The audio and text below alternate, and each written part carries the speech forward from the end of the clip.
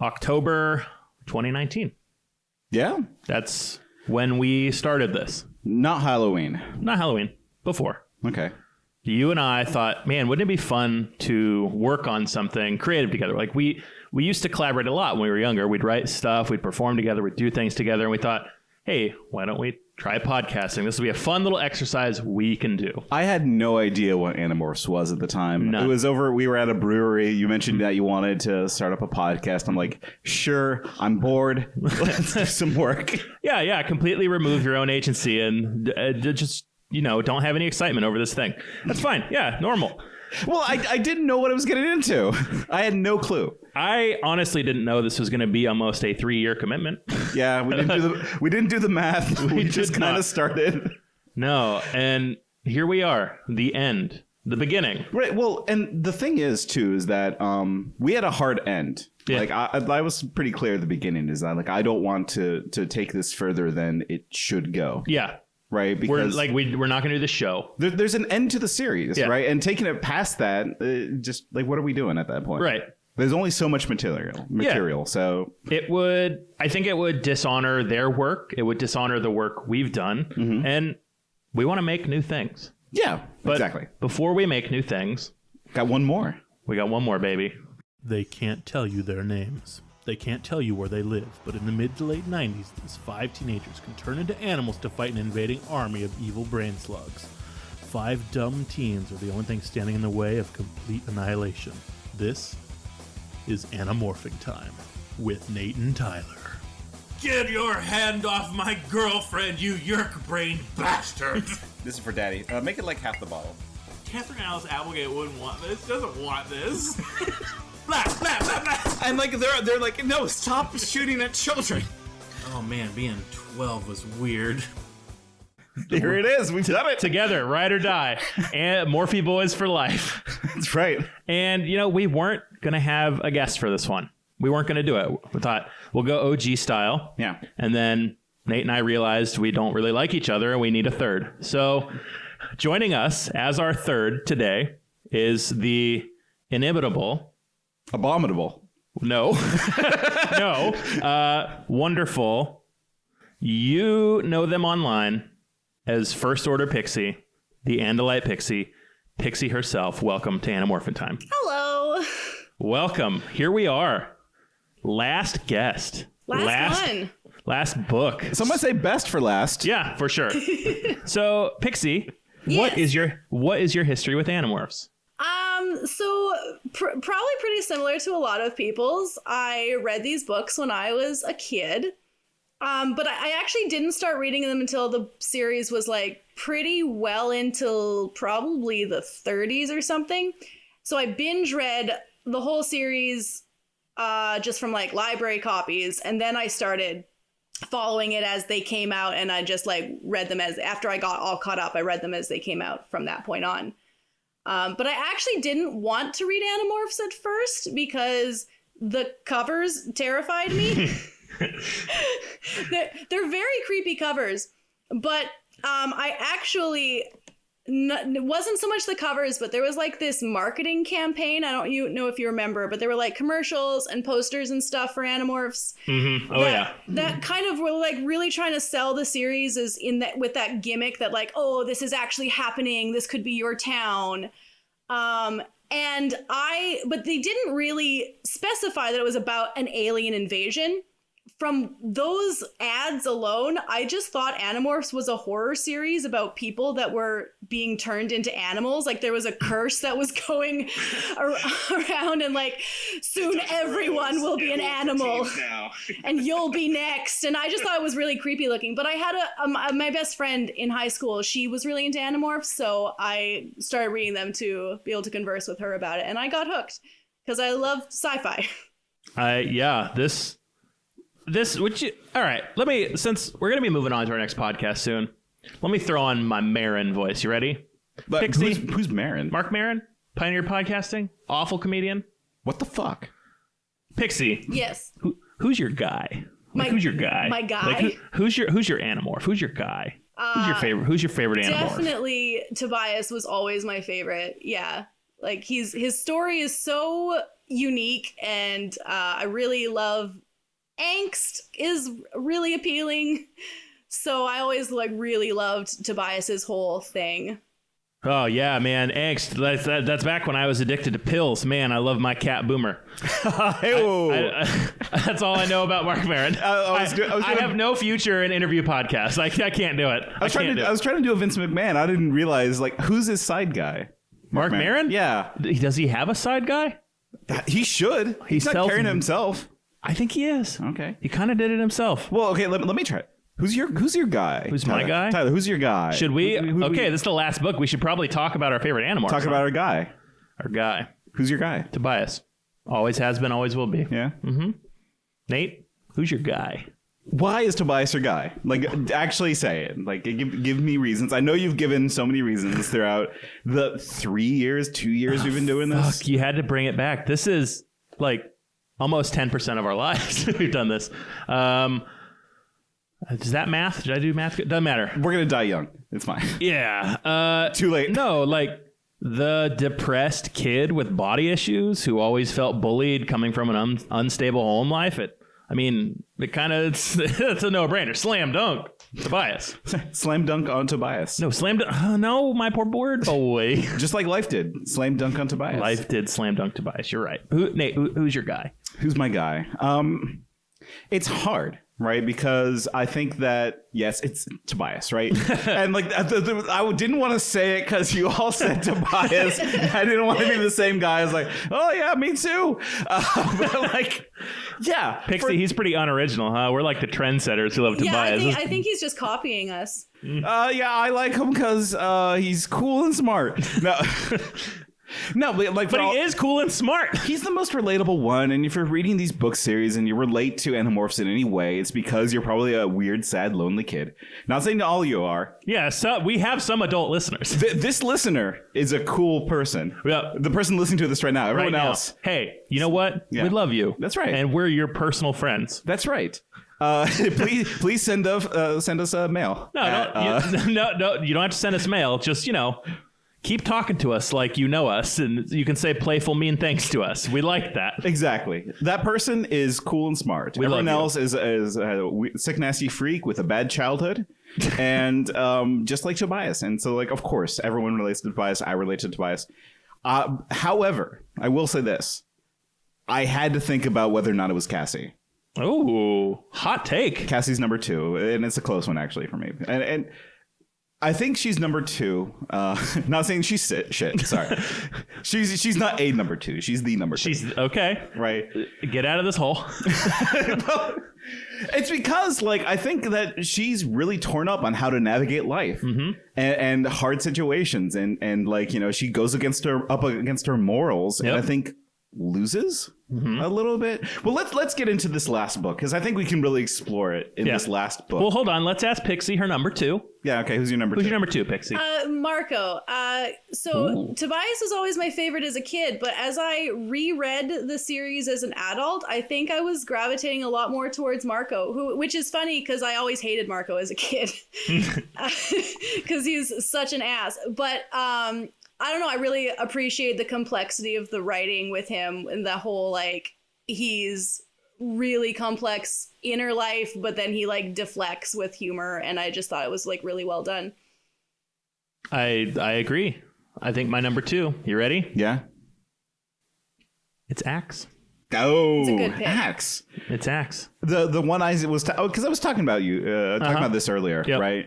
And we were talking about okay, what problems were there in Animorphs? And I think one of the biggest problems for me is that they didn't explore Axe as well as I would have liked. Yeah, they could have gone deeper with him. They could have gone way deeper with him. They could have gone cavernous with him. Found the secret treasure within his heart.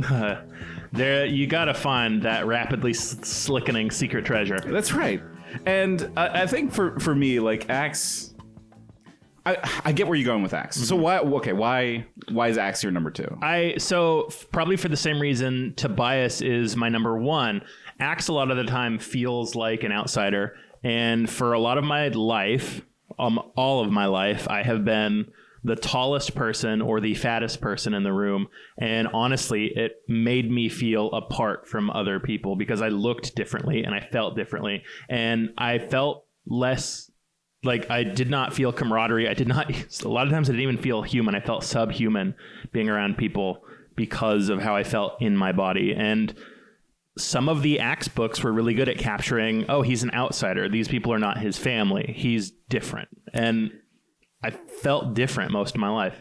Well, okay, so here's the tough question then, because it's something I felt too. And so like if I had morphine powers, I think, and this is going to sound really sad, the thing I would do first is find a thinner person and be a thinner person for a while. Yeah. So, like, and which is wild, right? Because like I shouldn't feel it. Well, it's not that I shouldn't feel that way. It's just that is a sad thing to it is inflict upon myself. And Pixie, do you mind if I share something real and honest while you're here? Please do. So exactly a year ago, I got a gastric sleeve surgery. It's where they cut my stomach from the size of a football down to the size of a banana, right? And I did that because I was extremely overweight. I was hurting. I felt awful. As a nurse, I looked at my life and I thought, how can someone who takes care of others and manages the health of others do this to their own body? So I took a lot of steps to try and better my health. And I've lost over 100 pounds. Like I look completely different. I feel completely different. And the worst fucking part, you know what the worst part of this surgery was? I get treated differently. People are nicer to me. People treat me better. People are attracted to me. They flirt with me more than they ever did when I was much larger. And that nothing has pissed me off or black-pilled me more than that. Mm-hmm. Like nothing. Think about like looking at holes in Animorphs. Body issue things do not come up. Which is what like every teenager has. Mm-hmm. And every person has, like, let's be honest. Yeah. Like, you know, I think every person looks at their body and is disgusted.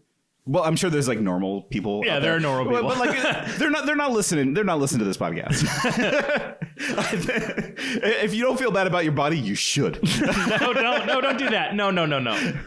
But like, you know, like it was missing, and I get that this book already has a lot going on with it, so like you can't cover every single thing. But I think that if you're talking about morphing and changing your body and changing your shape and like changing the way you navigate through the world, like having one of them have to morph like an obese person, right, would be a good book. Mm-hmm. I would want to read that book. Right. I don't know that I would trust them to handle that. Right. Yeah, for sure. Yes. No, yeah. Yes. Like as an obese person, I barely handle the sensitivity of that. It's harder. It's harder when you're fat. Yeah, that'd be harder. Everything's harder. Yeah. Well, you know, speaking of things that are harder. Yep. I think we should really get into this last book. This is the last one we're doing. It was a difficult read. It was a hard read. Yep. Wouldn't you agree? It was satisfying, I'd say. Yeah? Yeah. I was satisfied several times reading this book. Let me just say that. Okay, so here's my third favorite Animorph. Are you ready for the third? I'm ready. Okay. Arnold. My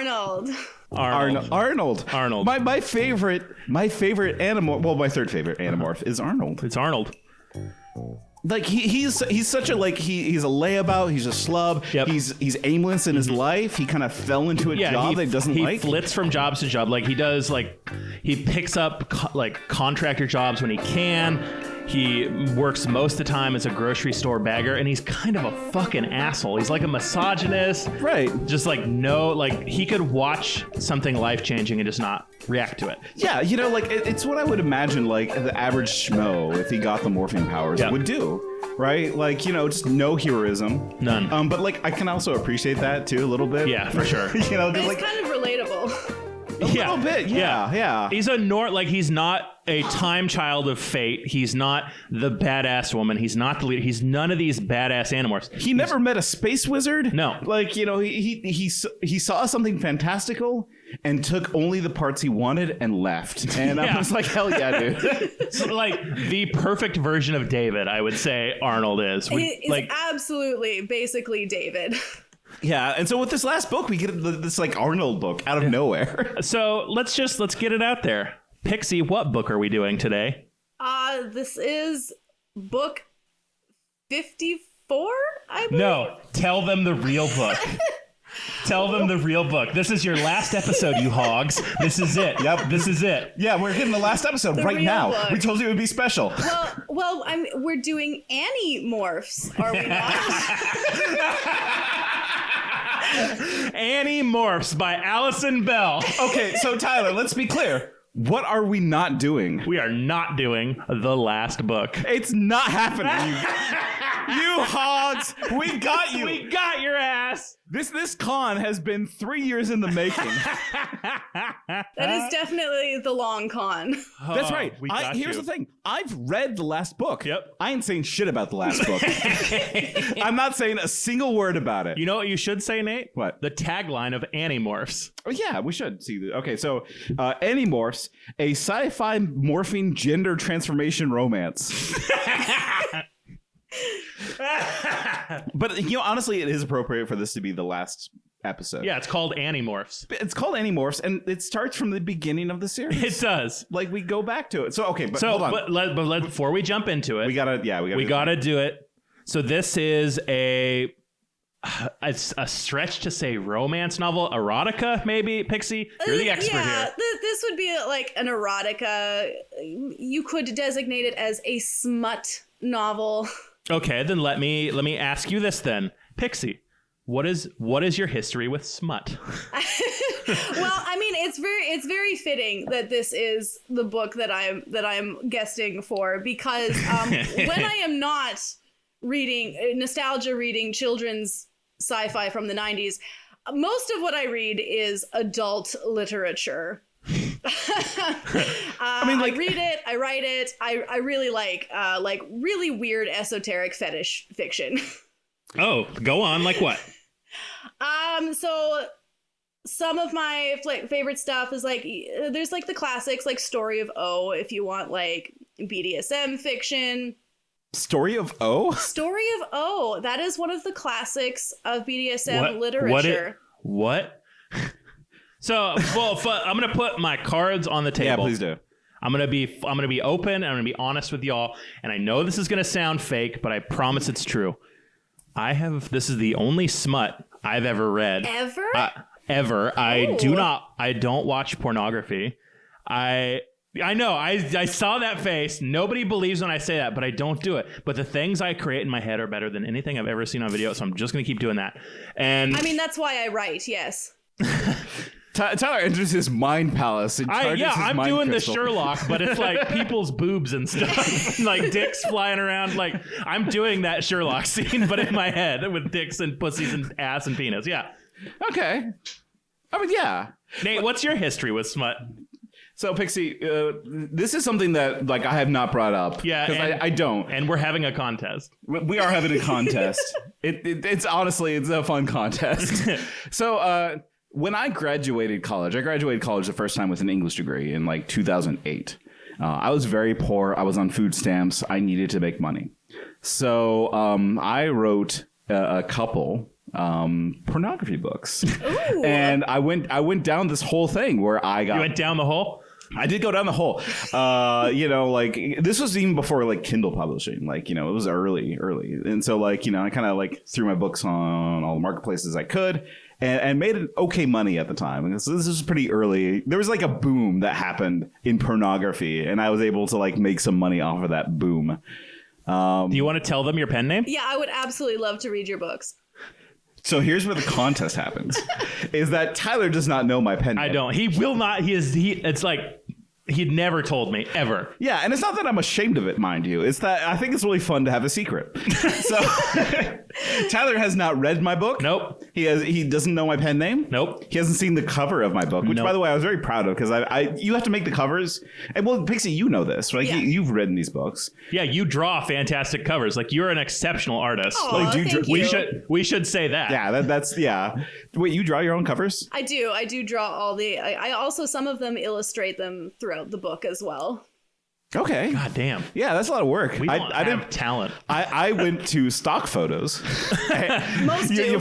You go to the stock photos. You get the stock photos of the sexy people, and then you get the velvety background, and then that is your cover. I mean, that describes this book's cover. Yeah, it really does. the sexy lady with the ghost man looking back at her. But let's get back to this contest. If you can find my secret treasure, my book that I wrote, and identify it, and I'll be honest, I'll admit it when you got me. I will give you all of the profit that I made from that book. And he's not going to tell you what it's about, but I know what one of them's about. So I'm going to tell you something I half remembered that I think Nate told me about it once. Yes. It has to do with a woman being stuck in the floor like Jumanji and getting fucked. Right?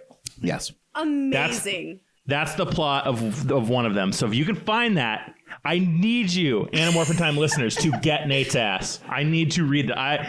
I've offered him so much money to read it. He won't show it to me. I need to know his pen name because I'm going to change it in my phone to his name. I need this. Okay, but like you have to find it. Yep. And that's not enough to go off of. You will never find this. No, like sometime around 2008 to 2010, a story about a woman getting fucked in the floor. Someone please find it. Yeah. You even said it was Jumanji style. I didn't say that. I tried to describe it to you, and you had to like, okay, it's Jumanji style. I'm like, sure. That's what we got. So we're gonna do Animorphs. Okay, let's talk about the cover. Okay. What do you think of this cover? Well, there's a attractive woman, scantily clad, lifting her hair up. Yeah. With sort of a ghostly looking man staring back towards her, but through her at the same time. Who's that man? Well, you know what, let's talk about who that man is. It could be one of two people, I think. I don't think it's Arnold. Okay. Well, it might be Arnold. Well, I think it's got to be Arnold, right? Yeah. Arnold would never look that sultry or hot. No, Come on. definitely didn't picture Arnold that hot, but No, Arnold gets described as like an average schmo. No, it's like a Tobias book where there's like Tobias hanging around a hawk, like ghostly hanging around a hawk. yeah, like that's that. how I interpreted it too. Yeah, I think that is not Cash. And we'll get to these characters in a bit. But yeah, the tagline is a sci-fi morphine gender transformation romance, which I think is pretty good. And it starts with Cash. He, like we said, he's a layabout, a lazy piece of shit. You mean Arnold? Arnold, yes. Please. My bad. Don't malign this sexy magician that we'll meet later. Yes. Arnold, he's a layabout piece of shit. He sits at his job smoking. And one of his jobs at night is guarding an abandoned construction site. Careful listeners will know that that's where Animorph starts. Well, and also, like, it's funny, too, because at the beginning of the book, he says, like, one of my dream jobs as a kid was to be a construction worker. Yeah. Like, he's that kid that's all like, you know, construction worker and is like, I want to be that, and actually did it and realized that it kind of sucks. Yeah, so... Well, at one point he says that it was not much of a dream, but it was all he had right now. Which, like, have you had that job, Pixie? I almost called you Annie, which is wrong. Oh no, Pixie, not Annie. Different. Pixie, have you ever had that job where you're just like, you feel like your life is falling apart? Well, I used to work at liquor stores, so. Okay, yeah. That's right. That checks out. Yeah, that was my time as a security guard, which there's a security guard just like me later in the book. I disagree. We'll get to him. But yeah, he's got nothing going on for him. Yeah. And he sees these kids having a party, or what he assumes is a party. It's like, oh, these damn kids always coming. Kids are just drawn to construction sites. I don't know what it is. Kids always be coming to construction sites. I mean, that feels a little bit true. I never did it, but like, you know, if you didn't, like where I grew up, there was a graveyard nearby. And if you were a cool kid, you always go to the graveyard. And so, like, if there was no graveyard but a construction site, I feel like you would just go to the construction site. Yeah. An argument could be made. Yeah. Whomst among us? That's right. We just hung out on children's playgrounds after dark. I don't. Oh, we did. Yeah, we did that too. Yeah, yes. We were bad boys. We were bad teens. Yeah, no, you drink in the children's playground because you just sit on the slide or the swings and stuff. Yeah. Right. And you turn the tic-tac-toe thing. Yep. Exactly. Or you use the little spinny thing to make yourselves puke. His mouth formed an O as he let out a loud yawn and scratched his head. And I realized that there's a theme running out through this book where he keeps on like making O faces. Yeah. Well, what's the deeper read here? Why does he keep on doing that? That's the sex doll mouth. Obviously, it's foreshadowing. Well, yeah, but like there's no sex at this point, right? Like he just works at a construction site. There's rambunctious teens out there. Right. He says he's got to kick them out, but not before he bums a smoke and a drink from these kids. So he's like, he's an awful shithead adult. Like, he's a gross adult, right? He's the 22-year-old who dates a 16-year-old. He's the gross adult. He drinks at work, you know. Why is he even at the construction site? He got tricked by his boss. Well, he accidentally fell asleep and then woke up and was like, oh no, why am I still here? And what does he see? He sees an alien spaceship land and an alien come out of that spaceship. A familiar alien, one that Animorphs fans will know as a Mandalite. I love the Mandalites. A Mandalite. It's Andalite, but with an M on the front. A Mandalite. Like, I just put that together. you didn't put Mandalite together? Like man-delight. Yes, a Mandalite. Man-delight. A thin veil of smoke permeated the air all around him, and Arnold covered his mouth with his sleeve as he watched a big blue creature slither forward out of the strange craft that now stood in the middle of the site. The beast had tentacles instead of arms and a head shaped like a watermelon. From his vantage point, Arnold could see beady yellow eyes that glinted underneath the moonlight. "Do not be afraid, humans," the alien said. "I am not here to hurt you." It's the start of Animorphs. Yeah. Yeah. Well, kind of. I don't think Elephant Gore slithered out of anything. No, he definitely didn't have tentacle arms or a watermelon head. Why does he look like that? That's the real Andalite truth right there. Because this has to be, for legal purposes, legally different than an Andalite. I guess. No, like what it is, it's the stupid like porn puns. Yes. You know? Yeah. Yes. Like you don't have Batman, you have Birdman. Watch out.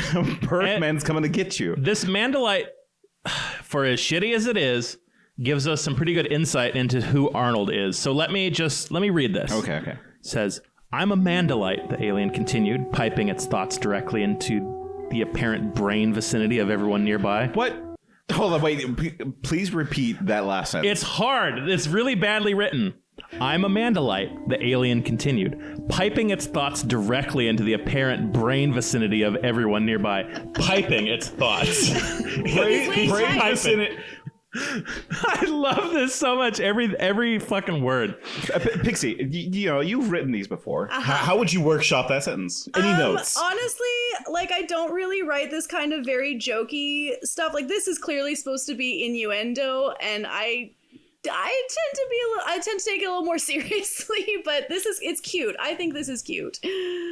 I agree that it's cute. I also agree that it's not serious. Let me continue. Okay.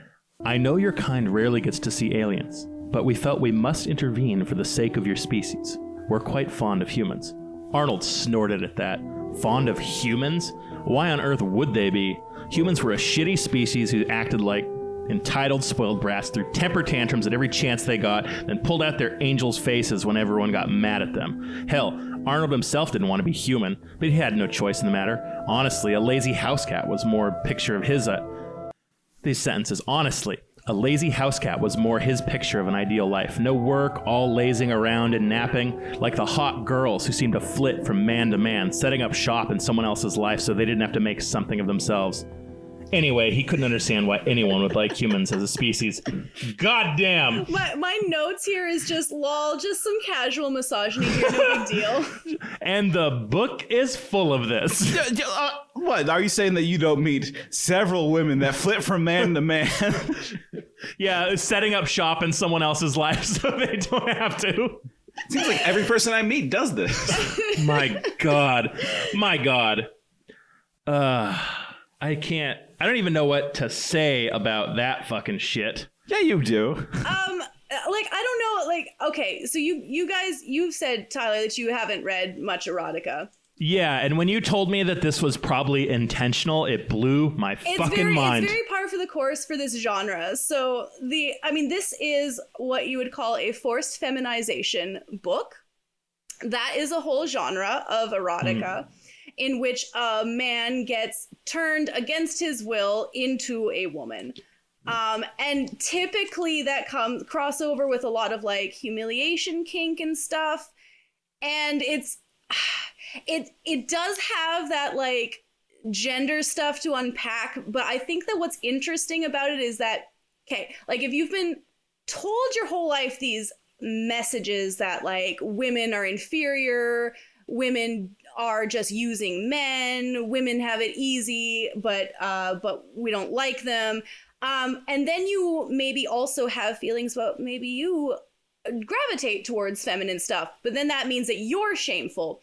That kind of comes out in this genre a lot, and it's avenue that can be used to like kind of unpack all of that a lot of the time.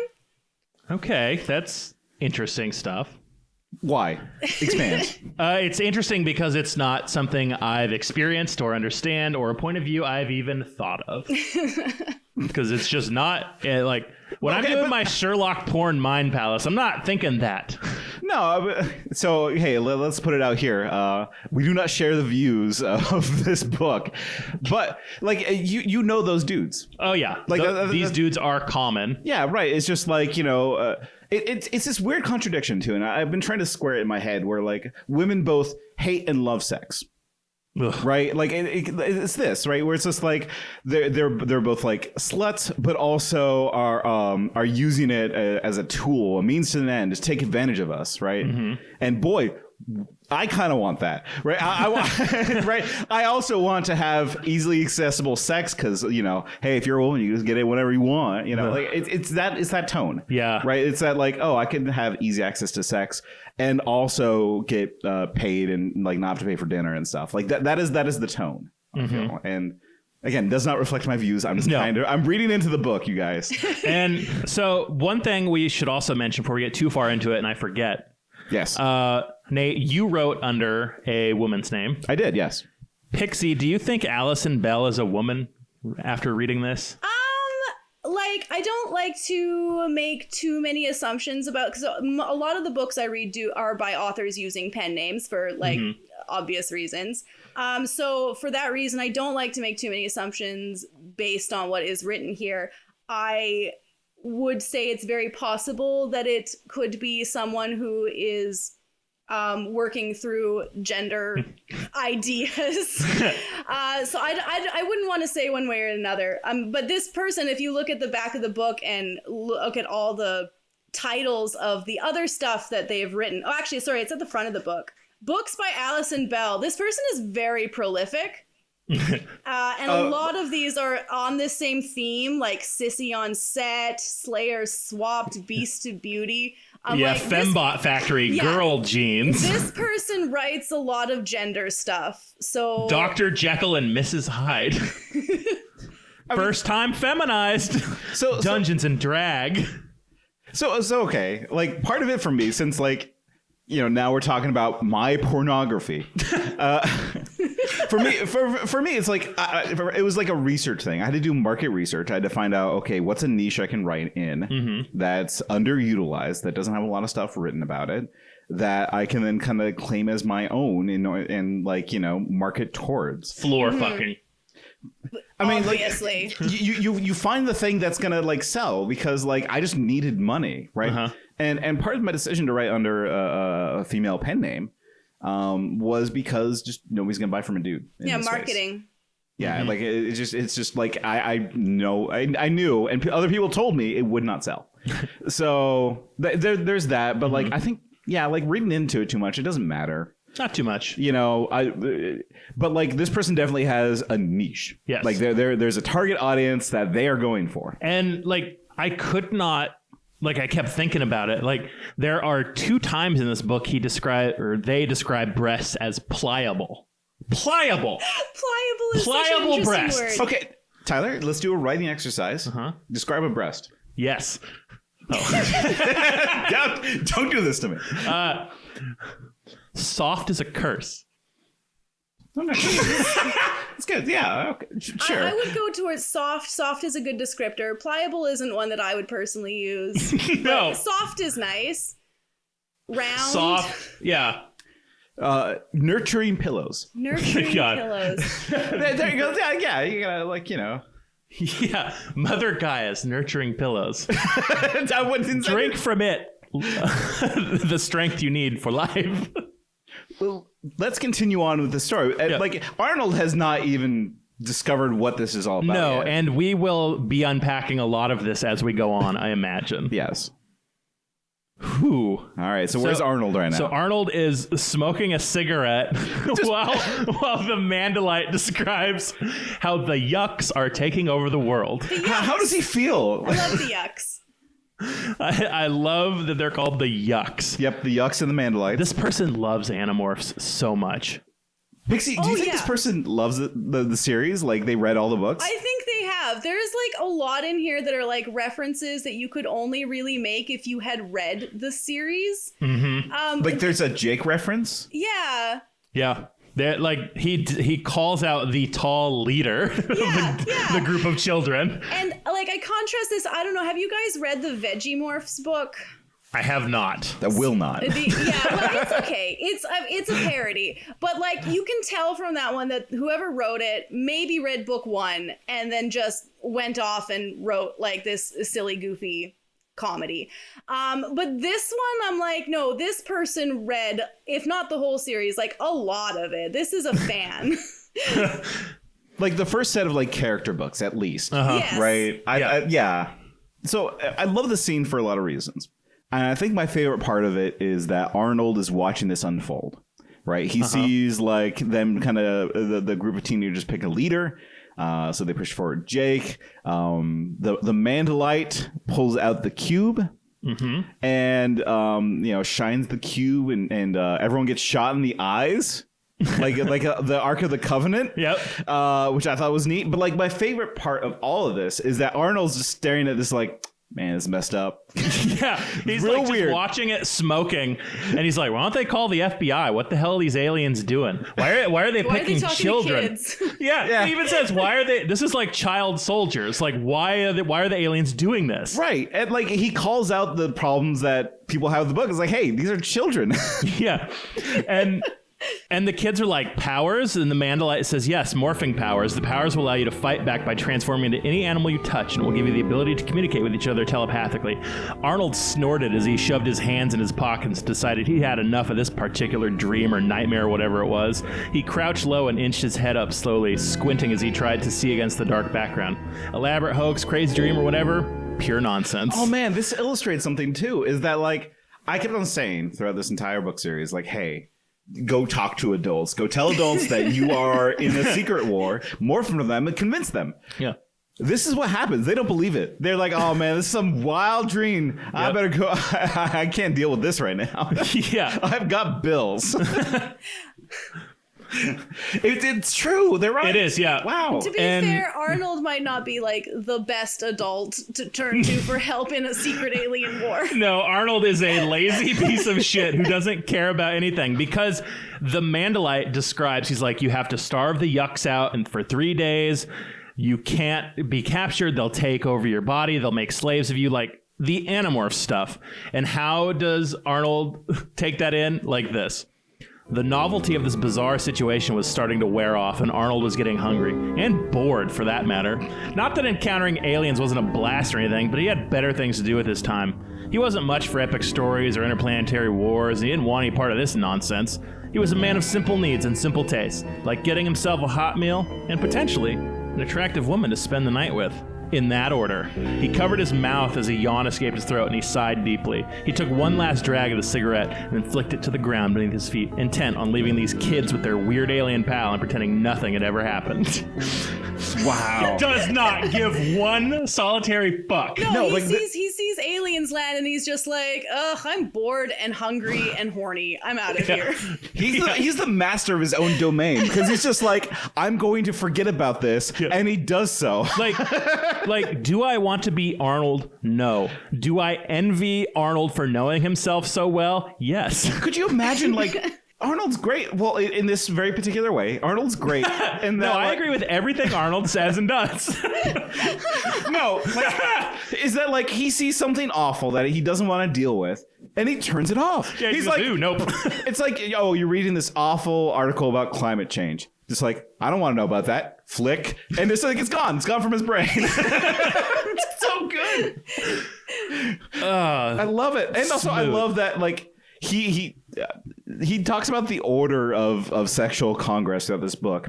And this is the first time this happens. He's like, I like getting things in order. I like having a night with an attractive woman and then a hot meal. Or sorry, the other way around. Yeah, he's got to fill his belly before he fills a belly. I get it. No, I don't. Don't. What are you talking about? It's like, oh, I just had a big burrito. Yo, that's the best time. When you're both full and it's like, No. you don't want to know what's happening in my Sherlock house. I had 2 big bowls of ramen. Let's go. slosh. Soup's on again. Oh, no.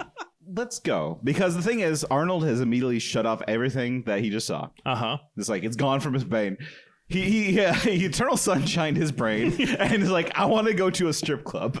Well, he does look at the green cube and he's like, huh, okay. And it zaps him in the eye too. Yeah, he gets laser-eyed. He does get laser-eyed. Yeah. And then he's like, well, time to go eat at the strip club. Which, I mean, like, so Tyler, have you been to a strip club? Yeah. Yeah, I've been to a strip club too. It's been a long time though. It has. Like, it's something that we did like a couple times when we were like 18 to 20, which by the way, like there were weird strip clubs in Portland where it's just like 18 to 21. Yeah. Which is a weird, like an uncomfortable concept as an adult now. It's like they could put their pussy on your mouth, but you could only have a Pepsi. What? What? No, like the dancers were all like bottomless. Like they could do things to you. Yeah, sure. But you could only have a Pepsi. You couldn't have any like alcohol. That's the point I'm trying to make. That's it. Oh, they didn't have booze? No, they were. No. What? Oh, yeah, that's right. You're a Canadian. You have lower alcohol laws. Oh, okay, because you weren't 21. Yeah, no, Yep. We do have lower age alcohol laws. Oh man, I thought I looked so cool when I would put on my strip club outfit. Do you remember my strip club outfit? No, I don't. Did you have a strip club outfit? No. Here's mine. You ready? Yeah. I had my black slacks, Okay. the velvet black button-up shirt, and a white tie. That's what I wore to the strip club. You wore a tie? At 19, no, yeah. I think that's cool. That's cool. Sure. Yeah, but dress up. Yeah. It got stains. Well, yeah. Let's move on. But yeah. The point I was trying to make is that strip clubs do have good food.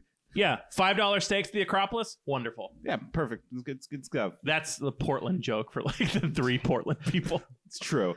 Ugh. Anyway, so yeah, sorry, go ahead. No, I was gonna say this whole strip club scene too is just like full of him being like in his internal monologues, like really like creepy about the girls. Yep. It's but before we get into that, Pixie, how much experience do you have with strip clubs? We didn't ask you. I've been to a couple, not for a very long time. Obviously, COVID kind of like shut down everything, but like I've been to a couple of times. I think they're kind of fun, but I personally always kind of feel uncomfortable about like how many creepy guys are there. Yeah, I feel that way too, and we're creepy guys. I mean, like if you hang you're around lovely. creepy guys, then you become the creepy guy, Right. as well. I like it's hard for me with like any type of club with any type of dancer because I don't buy into like the fake relationship of it all. Like the transaction, like I will give them money, sure, fine, but I don't need them to like make a show of it for me. Like let's just here's some money. Yeah, well, Like this is your job, have money. Yeah, great. like for me, it was just like because like we all stopped going. Like I haven't been to the strip club since I was like 25. Or Yeah, something, right? not a thing I do. It's not. Yeah, like we're not regulars. And not that like I have any like moral qualms against it. It's just that like it's like A, too expensive. Definitely. Yeah. And B is just like it's kind of sad in there because like not the dancers, the performers. No. Looking at the other like Right. the dudes who are in there, like this is their thing. Yeah. Like I asked Yeah. you guys who your guys were. This is their guy. Yeah, it's how they build relationships. And Yeah. It's just like, oh no, right? It's a bad vibe in there. Yes, and Arnold is one of these bad vibe guys.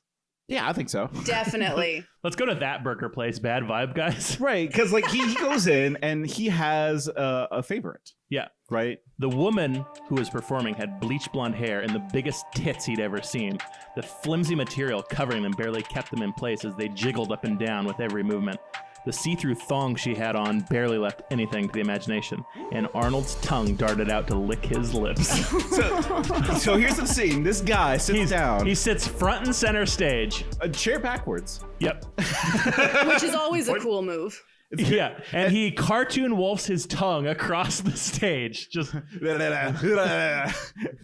like, what is he doing? like, we've all seen those guys at clubs, the guys who hold the dollar bills and make the woman come grab them and like.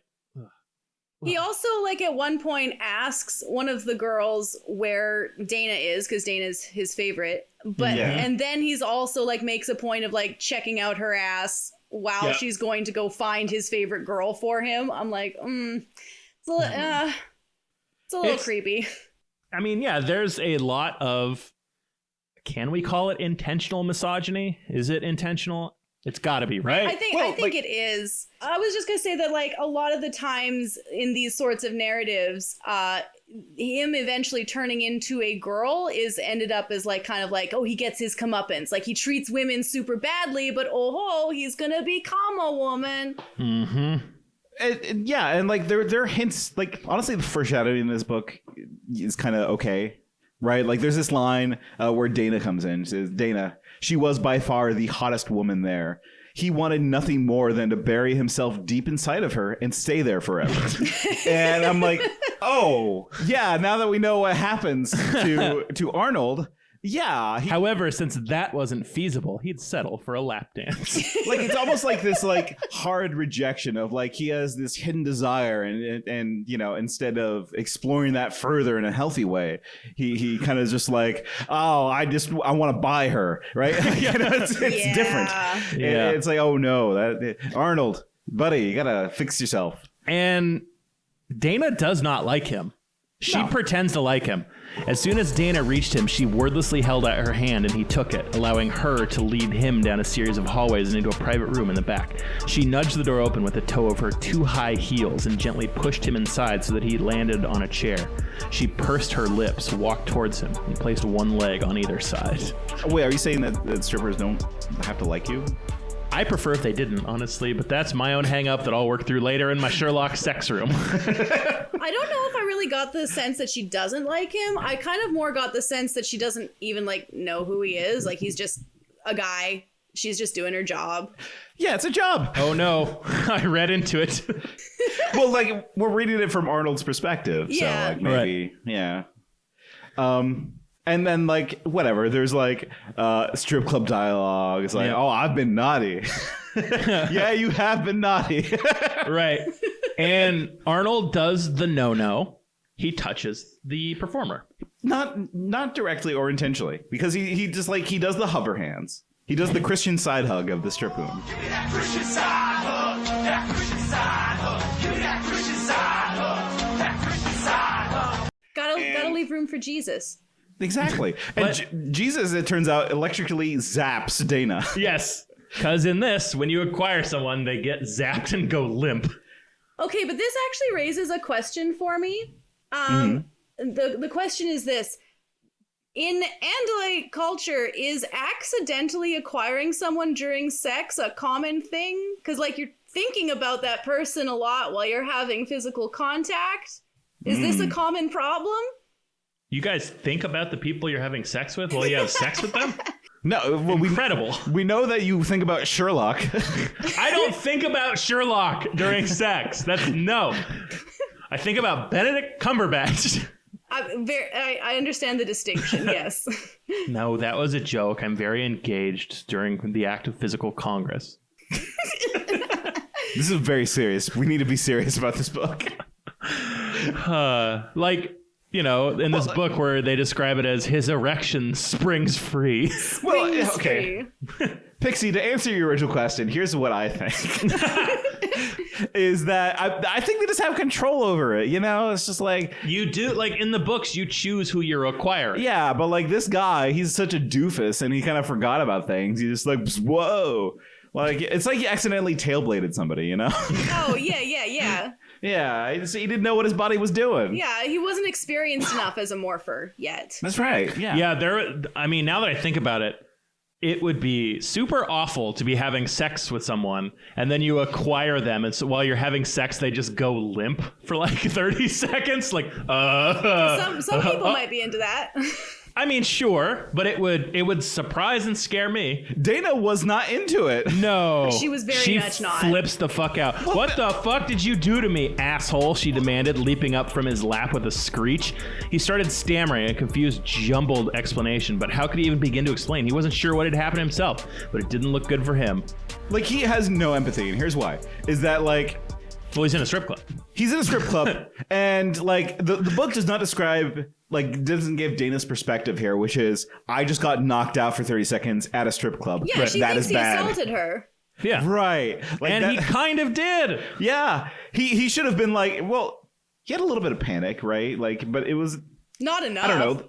Yeah, there was enough. It wasn't like uncomfortable amount of panic. There's like, hey, talk to me. Are you okay? What happened? Right.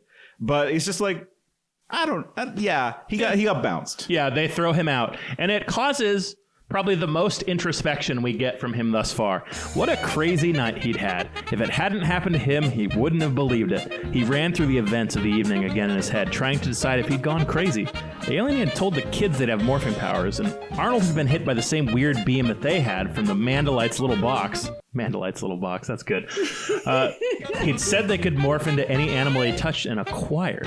There's an Animorphs fan. Acquired? Come on, that's a word they know. Yeah. Was it possible that had been what had happened when Dana was dancing on his lap? Humans were animals too, he realized, just like the aliens were. Suddenly, he wondered if he could now change into Dana. This is crazy. Batshit crazy, he told himself, but what if it's possible? He stared at his reflection in the mirror for a long moment, closed his eyes, and a thin bead of sweat rolled down his forehead as he concentrated. So I'm going to, give some spoilers for the future books ahead. The future of this book, which is he does not turn into an animal. No. Like, he does not once, turn into, a mouse or a rat. Which is funny, because earlier on he was saying, humans suck. I wish I could be a cat. Right. Yeah. And I was like, oh. Try that. Yeah, my brain was like, oh, he's going to be like a peeping Tom cat. Like, that's kind of where, that would make sense, right? It was like, oh, I'm some erotic peeper. But no, that would go against the genre that this person writes for. Yes. And this person does not write morphing very well.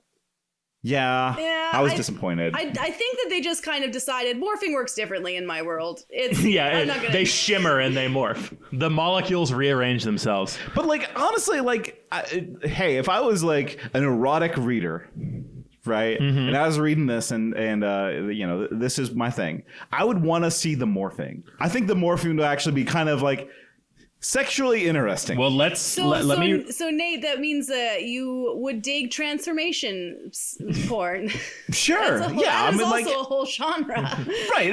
I feel like the person reading this also would want that too a little bit. I think that it misses its mark a little bit, where it's you're reading this and what are the things that the Animorph fans like? They like the morphing, right? And so not showing somebody change their shape into a woman. What are you doing? Well, you're missed opportunity. Leave that on the table. Here's what we get. A feeling swept over him that was nearly impossible to describe. Like his body was rearranging itself down to the very molecular structure.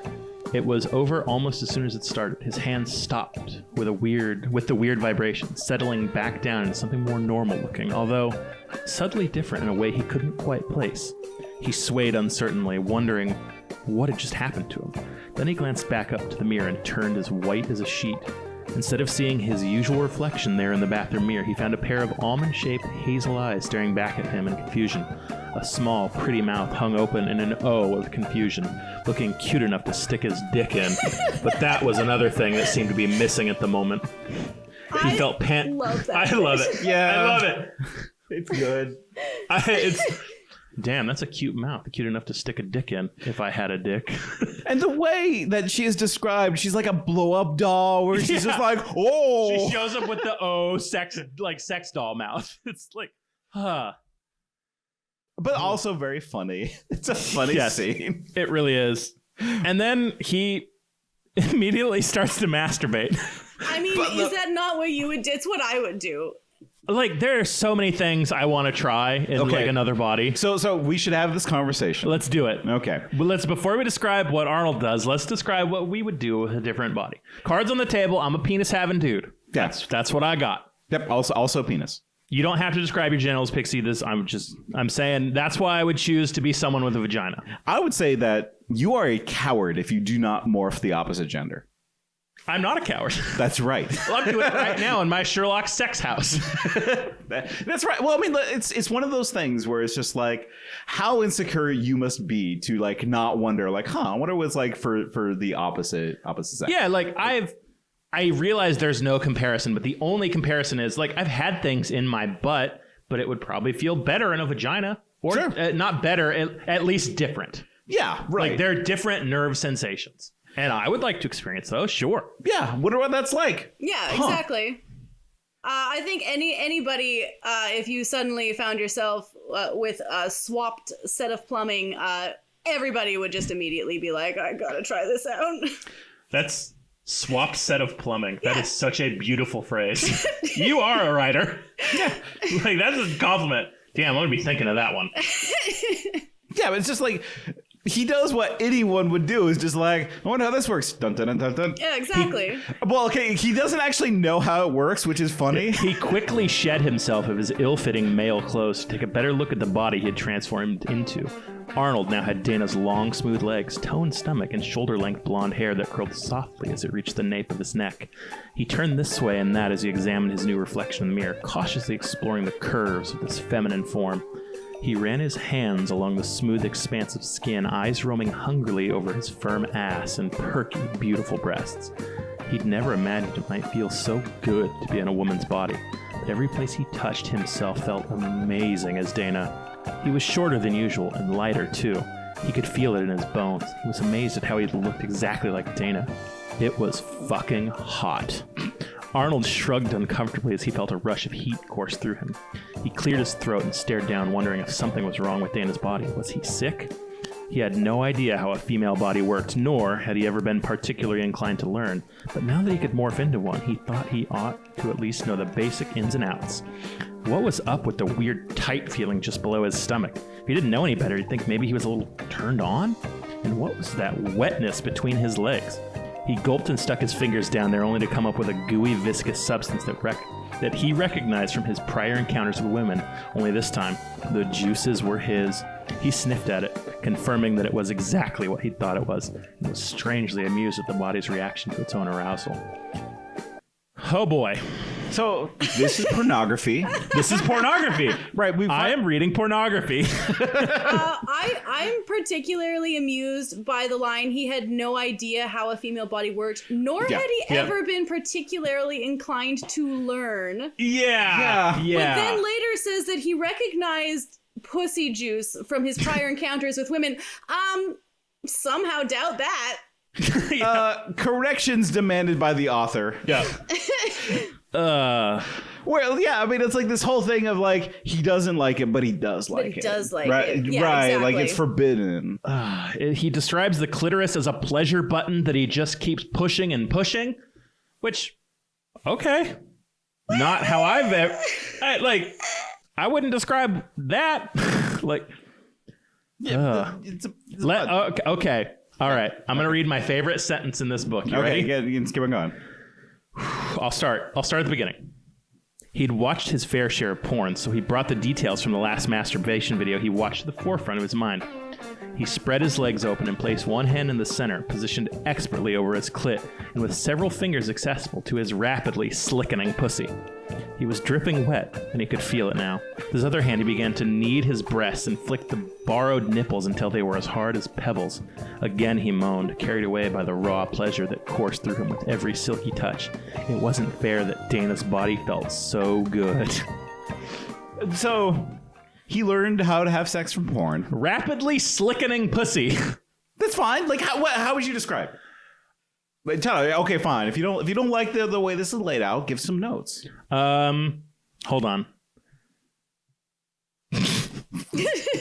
Pixie, got any notes? I mean, like you're Yeah. Rap.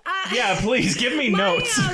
So obviously there's different schools of thought of how to write sex, and generally speaking, my advice to anybody who wants to write smut is write what you think is hot, because you're never gonna do it perfect for what you think people want. You're only gonna be able to do it perfect for you, and hopefully you find the audience that jives with that. For my approach to writing it, I generally avoid even like talking about the genitals by name like that. Yeah. This sounds like he's describing a hydroplane. Yeah, it's hard to make it sound sexy when you're talking about a pussy or a cock. Well, it's the same way with like the action scenes in Animorphs. Hey, let's bring it back to Animorphs, right? Which is that the more vague it is, the better. Like you want to see the shadows of the monster attacking somebody, not like actually show it, because the shadows, your brain fills in the gaps. Exactly. Right? Brains are smart and they're always working. Right. Despite what Arnold tries to do, he can't turn off his brain. So with this scene, right, it's just like you don't need to describe it. Right. You can just describe how he's feeling. We have the setup, and then we have the after effects, and then in the middle, let the reader's brain fill in the gaps. Right? No, Arnold here is filling in gaps. He teased himself under thin beads of perspiration formed on his back, working into a frenzy, and then, when he could barely take it anymore, his fingers dove into the soft mount of flesh beneath them, using his thumb and delicate pinky to spread the soft, yielding folds open teasingly. He arched his back, gasping at the pleasure of being filled even that little bit, so that his hips were dangling in the air. He bit down on his bottom lip, thrusting harder and harder inside of his new pussy. It felt so dirty and so wrong, but he couldn't stop himself. The real Dana never had to know he was using her like this. I just wrote down a note, oof, dude, on that one. Like, he acknowledges it now, so it's like he's just like a dumb doofus. He knows what he's doing now. Yep. Right? Like he's cross some moral boundaries. Well, and I think this is interesting too, because throughout the Animorph series, of course, they always have this conversation of, is it okay to morph sentient creatures? And I usually am like eye-rolly at those conversations, because I'm like, you should just morph people. It'll be so much easier.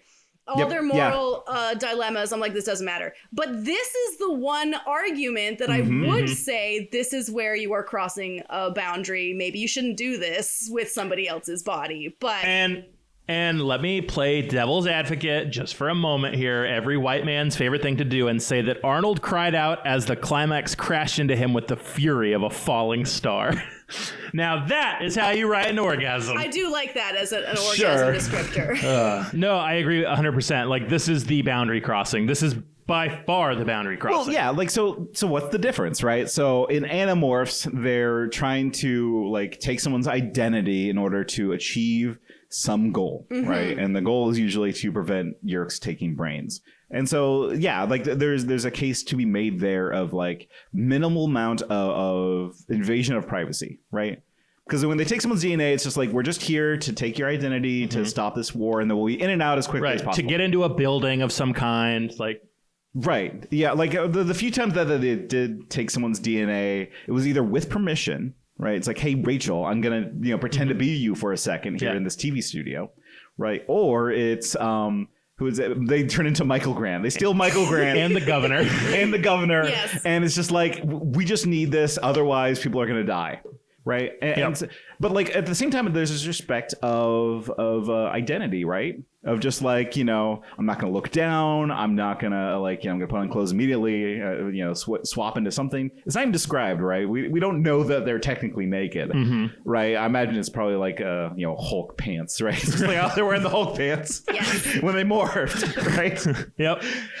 But here it's just like, no, I'm going to use this person. Yep. And like, that's wrong, right? Like, wrong. You're learning facts about a person, about their body. It's invasive, and it feels gross. I didn't like this part. Do we want to have the conversation about whether or not this is okay to have a kink about or feel turned on by? You can have the kink and also have it be morally okay. I think that like fiction is an avenue to explore things that you're curious about, and a lot of fetish fiction gets very transgressive, and I think that it's healthy within fiction because that's like a safe playpen. Right. Sure. You're not taking your issues out on real people. Yeah, exactly. As long as you know what you're walking into. right? Like, hey, if I don't feel comfortable with this, would I know at the beginning of reading Animorphs that I might be walking into like this situation? Maybe, like, but like, you know, it's that's why it's like important with like these novels. Like, hey, here's what you might find in these novels. Definitely. Watch out. Yeah, I'm a fan of content warnings for sure. But then the also other thing too with the novel, like it's ongoing reader consent, because if you find yourself uncomfortable, you can just stop reading it. Yep. And who could stop reading prose this good? It's time for him to hit the road and make a new life for himself, somewhere fun, somewhere cool, somewhere where he could use his new powers to live in leisure and luxury. But where would that be? Where could you go to make a new life for yourself, and where wearing a different face every night could be a real asset? The answer came to him in a flash, and a moment later he was packing his bags, determined to leave this shitty town and shitty life behind him. Arnold was Vegas bound, baby. Hell yeah. This is a good move, Arnold. I mean, this is literally David's move, right? This This is is what David wanted to do. Yep, this is like, that's why I think this author, like you said, definitely has read all of Animorphs and is a fan, because this is a stealth David book. It is. It is a stealth David book. Down to, spoiler alert, he gets nothlited. Spoilers. Spoilers for Animorphs, please. Spoilers for Animorphs. Yeah, if you're at this point, you should read Animorphs if you don't want to see the spoiler. Yeah, it's like $2. You can get it. It's just get it. And, you know, like, you could jack off to it. That's kind of you to give them permission to do that. No, I'm not giving them. They don't need my permission. I'm saying that's a perk of buying this book. I couldn't jack off to Animorphs. It's full of kids. Yeah. Yeah, that's right. This good move. Adults doing adult stuff with their bodies. A lot of adult stuff goes on. So much adult stuff in this. It's a very adult stuff. They're going to be so mad we did this instead of the last book. So things I enjoy. 3 months later. I love a good 3 time months skip. later. A time jump. I love good time jumps. It takes a confident writer to pull off a time jump, and this writer does it 3 times. Well, it's just like, I don't need to know the details. I can fill in the blanks, right? It's like, okay, he's sitting in front of sitting on a table in front of him, beside a half-empty tray of blow and piled stacks of cash. There were a couple of interior maps of some big Vegas hotel casinos spread out. Right, it's just like, okay, he's planning heists. He's doing the big job. That's right. He's oceaning 69 in these hotels. Oh my god! And like, you know, like taking care of business. Ocean 69. I like that. Ocean 69. That's probably a one, isn't it? That's probably it's got to be. Yeah, like rule 34 or whatever. Definitely, that's got to be out there for sure. Yeah, it's So we've jumped ahead to what David's ideal goal was. He's rich. He fucks a lot. Yeah. He robs casinos. He does. Yeah. He robs casinos. He likes cash and drugs. Yeah. David loves drugs. I like how you're both calling him David now. I mean, he's David, right? Arnold is David. Doesn't care about the war. Check. Yep. You know, unsatisfied with his life. Check. Thinks those kids can piss off. That's right. Check. Yeah. Is a shitty, lazy layabout. It's David. Mean to women. Yes, mean to women. Uses others' bodies against their will. What he did, Sadler? Didn't he try to like marry Rachel in that David book where he comes back? Yeah. Like what was that all about? Like he wanted her to be his rat bride. Right. So like, hey, you know, like adding that to the Sherlock sex house for later, rat bride. Right, yeah.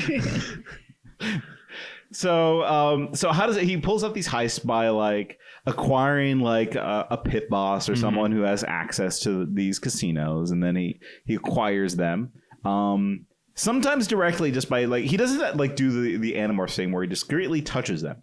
No, he's just like turns into a hot babe and fucks them, fucks them, and then like acquires them like after, I think, because Here's the other thing, too, is that he's gained some other powers in this 3-month adventure, right? Yep. He's become amazing at sex. Arnold is now sex god. Yes. And here's what he says. He couldn't believe he was getting away with it so easily. People were suckers, especially men. As soon as a leggy, busty female walked past, they drooled all over her. At first, it made him uncomfortable, and he squirmed whenever men touched him. but soon enough he learned to control himself and put himself in the driver's seat so he could at least have a say regarding where it was going, and boy, did the men love that. He knew he should be more careful about mixing business with pleasure, but experiencing an orgasm as a woman was vastly different. It felt all-encompassing, oh so powerful, and he loved the delicious tingle that raced through his body as he worked himself into a moaning lather of excitement. It gave him a sense of empowerment and freedom, so he allowed himself this small indulgence. So, like, this guy is really enjoying getting to be a woman from time to time. Yeah. Yeah. It's yeah. Yeah, he was having the time of his life. Adventure, intrigue, sex, and drugs. Yeah, food, sex, entertainment, and not necessarily in that order, as he said. I mean, like, so he's changed his mind about the order, right? So That's it could be character any growth. order now. Yeah. Right? Yeah, some characters should grow and change. Yeah, that's right. And like, we have a good character arc starting to And happen. he's also, he's having a lot of sex as a woman. Yeah. He's also having more sex as Arnold as well, because he calls it out that since he knows how women's bodies work now, he's gained a reputation as someone that's good at fucking women. So the women flock to him and they fight over him. I mean, Arnold, my dude. I don't think you necessarily should have to borrow a lady's body for a while in order to learn how to fuck good, but okay. I think Arnold is not a man encompassing empathy. No. He doesn't like imagine somebody else, right? I mean, here's what No, it says. it has to be himself or he doesn't care. An unexpected bonus to changing into a woman all the time was that he now knew exactly how to please women in bed, and the ripple effect on his sex life was downright incredible. Women did like to gossip after all, and word of his skill began to spread through Las Vegas so quickly that he had to fight new conquests off with a stick half the time. Women be gossiping. Yeah. And all women have the pleasure the same way. That's how he's figured it out. That's definitely a thing I've learned. Yeah. But this does actually remind me of some other forced feminization novels I've read where there's that continual thing where the main character doesn't really care about learning how to please ladies until he starts getting feminized, and now he's good at sex and getting sex with the ladies because he's becoming one. And yeah, I think that's kind of sweet in a way. Yeah, I agree. And there is one sort of positive that I will give this book. I don't even know if it's positive. I think it's something that the writer does effectively, and that the writer, typically Alison Bell, will describe poetically and forcefully and detailed how great it feels to have an orgasm as a woman. Yes, there's a lot of those. And when she describes male orgasms, they're god awful and fast. This is one of my favorite ones.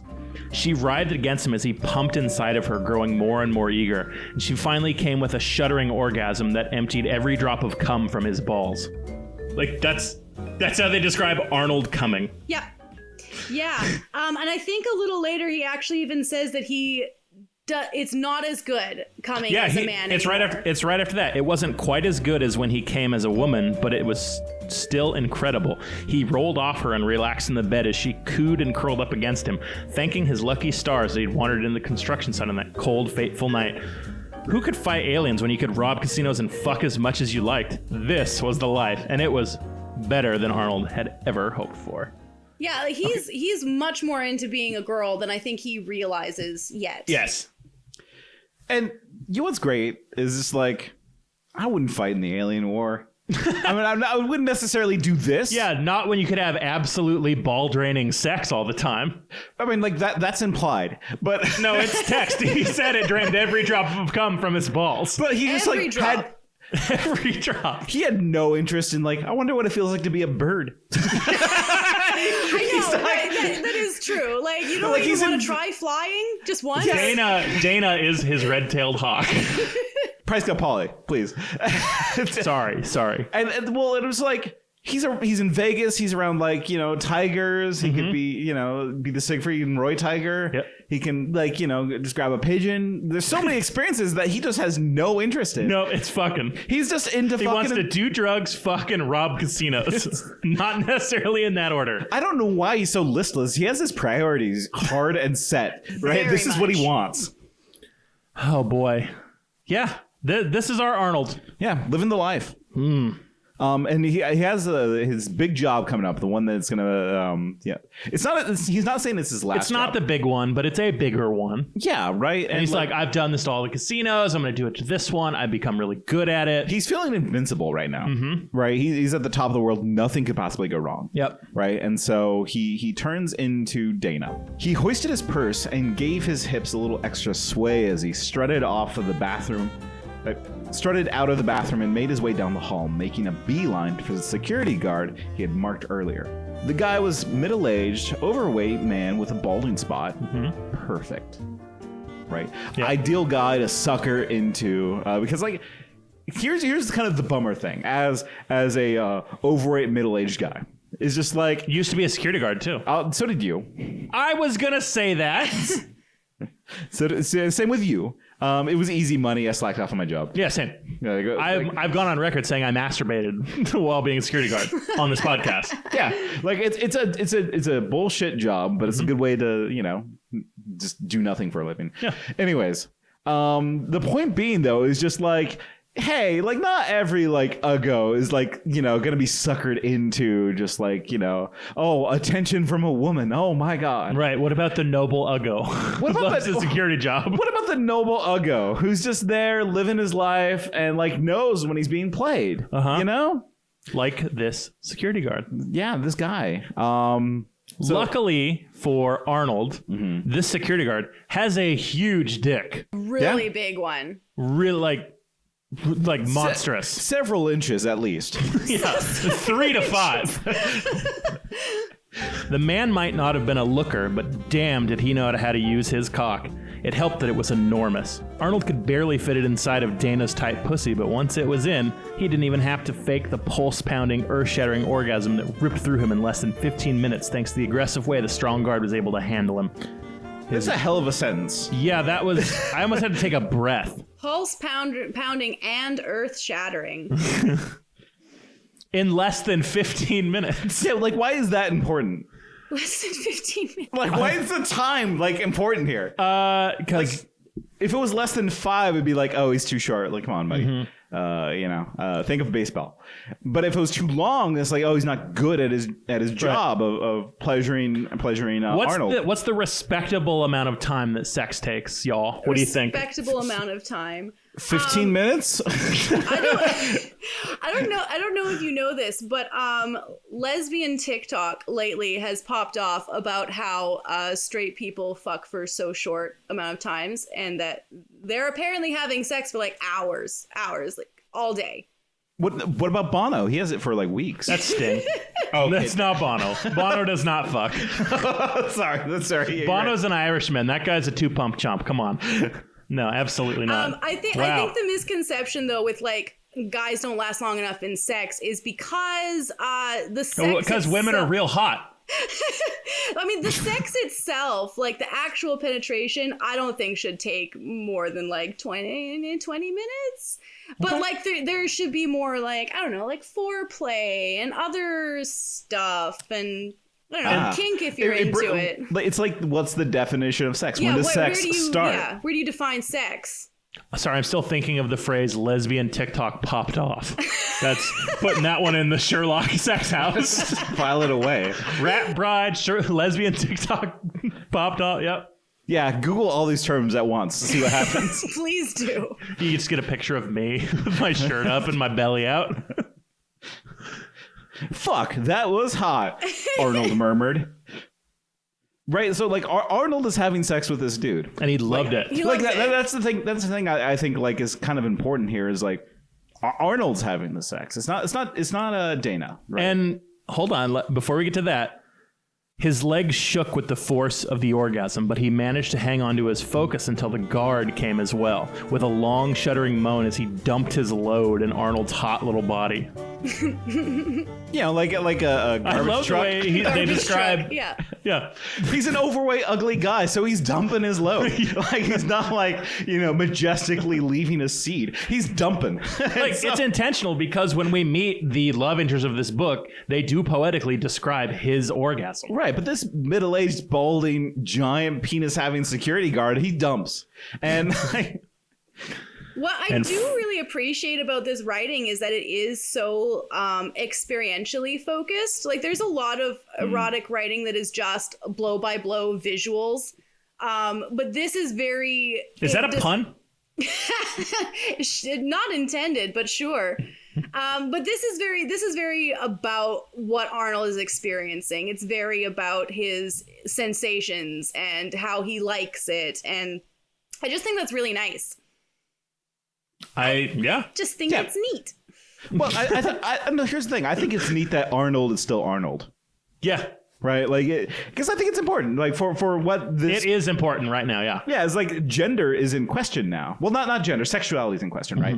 Like it does, the book doesn't dwell on it, right? And I think that's good too. It doesn't need to dwell on it, right? No, he still sees himself as Arnold, right? But like, and he sees this body as Dana. It describes it as Dana's pussy, right? And he also like it's his body, like Arnold's legs shook with a thundering orgasm. You know what? Like a bad porno novel like this. Smut like this would have the question, like Arnold's question, am I gay? Right? Like, no, that doesn't need to happen here, right? No. Because like it doesn't matter to Arnold. No, because the body feels good. That's right. He's just there to vibe out and get like pumped away at. He likes it. Though I think vibed out and pumped away at, throwing that in the Sherlock sex house. That's right. Just he vibing. is still kind of lying to himself, though, that this is all just for the job. This is just like what I have to do to pull off these heists. Right. But he's also clearly like having the time of his life. Like he's having a ball doing it. Yes. And he's draining a ball. He's draining balls, having a ball. Yeah. But like, and then the security guard comes in like a wrecking ball and ruins his night. Handcuffs Arnold to the floor, crumpled red dress, cum leaking out of her, him, her. I can't keep these people straight. Glenn or Glenda. Yeah. And now we don't really have to, because the security guard says, look, we know someone's been breaking into casinos. We have you on tape. I'm going to keep you handcuffed here till we can either prove that it's you or it's not you. And Arnold's like, it's not me. And he thinks, oh yeah, I definitely switched bodies. I will not be on those tapes. That'll be great. How long till these tapes get here? And the security guard says 2 hours and 1 minute. Hope that's not important to you. Yeah. And Arnold's like, oh fuck, I'm going to be trapped in Morph. A few hours. Fuck. Arnold thought to himself as his panic spiked through the roof. He didn't have a few hours. So they relay these stakes. Like, he's going to get stuck. If he had only acquired a fly or something smaller, like... Well, he's handcuffed. That's the thing, too. It was like, if you morph with the handcuffs on, does that, like, cause damage? That would hurt? Right. It would hurt. Then the security guard would see that he could change. He'd be like, he'd know that they robbed the casinos. Because security guard says, I'm only not killing you because you're a woman. If you were a man robbing these casinos, we'd take you out to the desert and put a bullet in your head. Which, I don't think that's a real thing you can do. Yeah, chivalry is definitely dead. They would shoot women. Also, like, why has the security guard like figured out the scheme that Arnold is actually Arnold? Because like, why else would he say that? If you were a man, I would do this to you, but you're not, so we're fine. You're lucky my cum's dripping out of your hot pussy right now, because otherwise you'd be dead. So like the moral of the story is, if you get morphing powers, just don't acquire hot women. maybe like have some useful things like a bear, tiger, right? You know, these things come in handy. A hawk. Hawk, yeah, come in handy. That's what I'm gonna do later, reading this book. Hey. Yeah, let it go. Just let that one go. Just let it sit there. Like the cum in my handy. So Arnold's in trouble. An hour rolls by. Arnold's pleading, please, security guard, just let me go. Yeah, don't you want to fuck me with these handcuffs on? Wouldn't that be fun? Take them off a little bit too. And he's like, I had a lot of fun, lady, but also I'm a good security guard. Yeah. So no. And so like hour 2 rolls by, and finally Arnold has come to accept that his fate has been sealed. Arnold has been not flitted. And they finally see the footage. It's not the same woman. And we get this awful little bit that made me feel really bad for Arnold. The guard immediately uncuffed Arnold, muttered an apology, and tossed a few chips at his feet, thanking him for the good time and telling him to stay out of supply closets. Then he left Arnold on the floor in his crumpled red dress, semen still leaking out from between his legs. That's so gross. I don't like this security guard. Yeah. No, like that was Unnecessary. It felt assaulty, which like that's not hot. Nope. And if you think that's assaulty, boy, have we got something later for you. Well, here's like what brought me back though. It's like, okay, this is hot. A fool thinks himself to be wise, but a wise man knows himself to be a fool. Arnold remembered reading that quote in a high school textbook way back when he was still a student, and he couldn't understand. How could a fool think he was wise? That Shakespeare, though, he really knew what he was talking about. That's a direct quote from this book. That Shakespeare really knew what he was talking about. I was back in, give me sexy Shakespeare. Give me that Shakespeare. Oh. You get to do bad puns and I don't? My puns are funny and whimsical. Yours are gross. Your puns sticky. Are Stratford on Gavon. I don't know this reference. Do you hear that? I'm going to put some sound effect, like crickets. Good. Yeah, there's going to be some crickets there. Good. Nobody's laughing at that. Just like your bedroom. Yeah, I love crickets.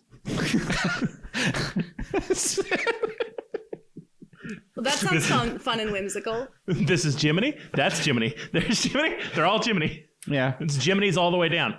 One is named Glick. Remember that? Jesus. Remember Jiminy Glick?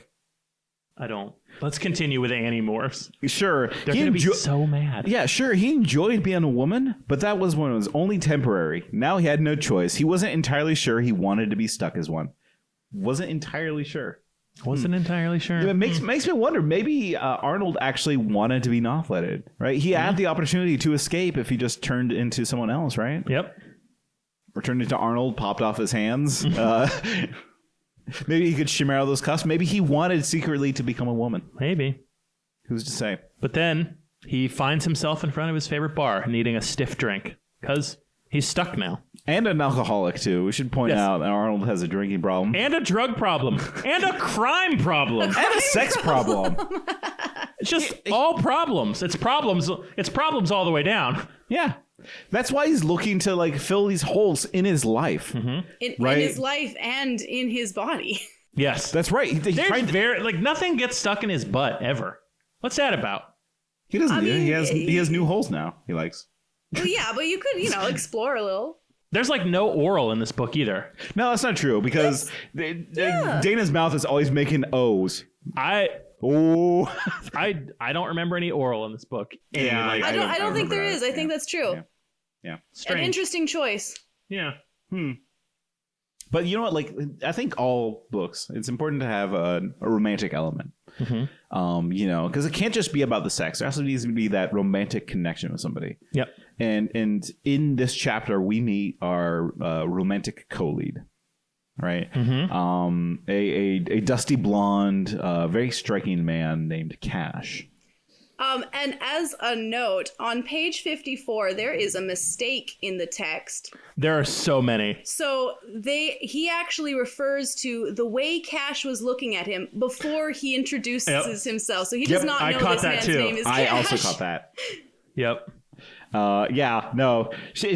Okay, I can fix this though, right? Because Dana now, right? Or Arnold at this point. Arnold. Yeah, we don't know this person's name yet. But Arnold has thought speak, has psychic powers. Very true. Right? And it's not the thought speak that we know and love. It's like there's this, brain vicinity thing. And so like maybe, Arnold picked up some vibes and knew Cash's name before. Maybe. Or even better, he knows that there's going to be such a romantic connection to Cash that he knows his name before he even says it. That's and right. He says that he gave Arnold a quick wink, which sent his insides into a frenzy, and a swarm of butterflies erupted into his tummy. Arnold wanted to look down at his stomach and glare. Why was his body responding like a teenage girl's? He wasn't some doe-eyed Sunday school girl. Yet this handsome stranger in front of him elicited a weird response.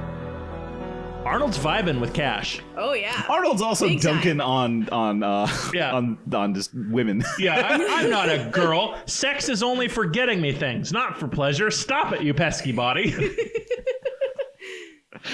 And also, like earlier, he's just like orders a whiskey on the rocks. He's just like, I guess I gotta start ordering girly drinks. Yeah. I know a lot of this has that very much that vibe that's like, oh no, don't trap me in the body of a hot girl. No, that's so terrible. No, yeah. Yeah.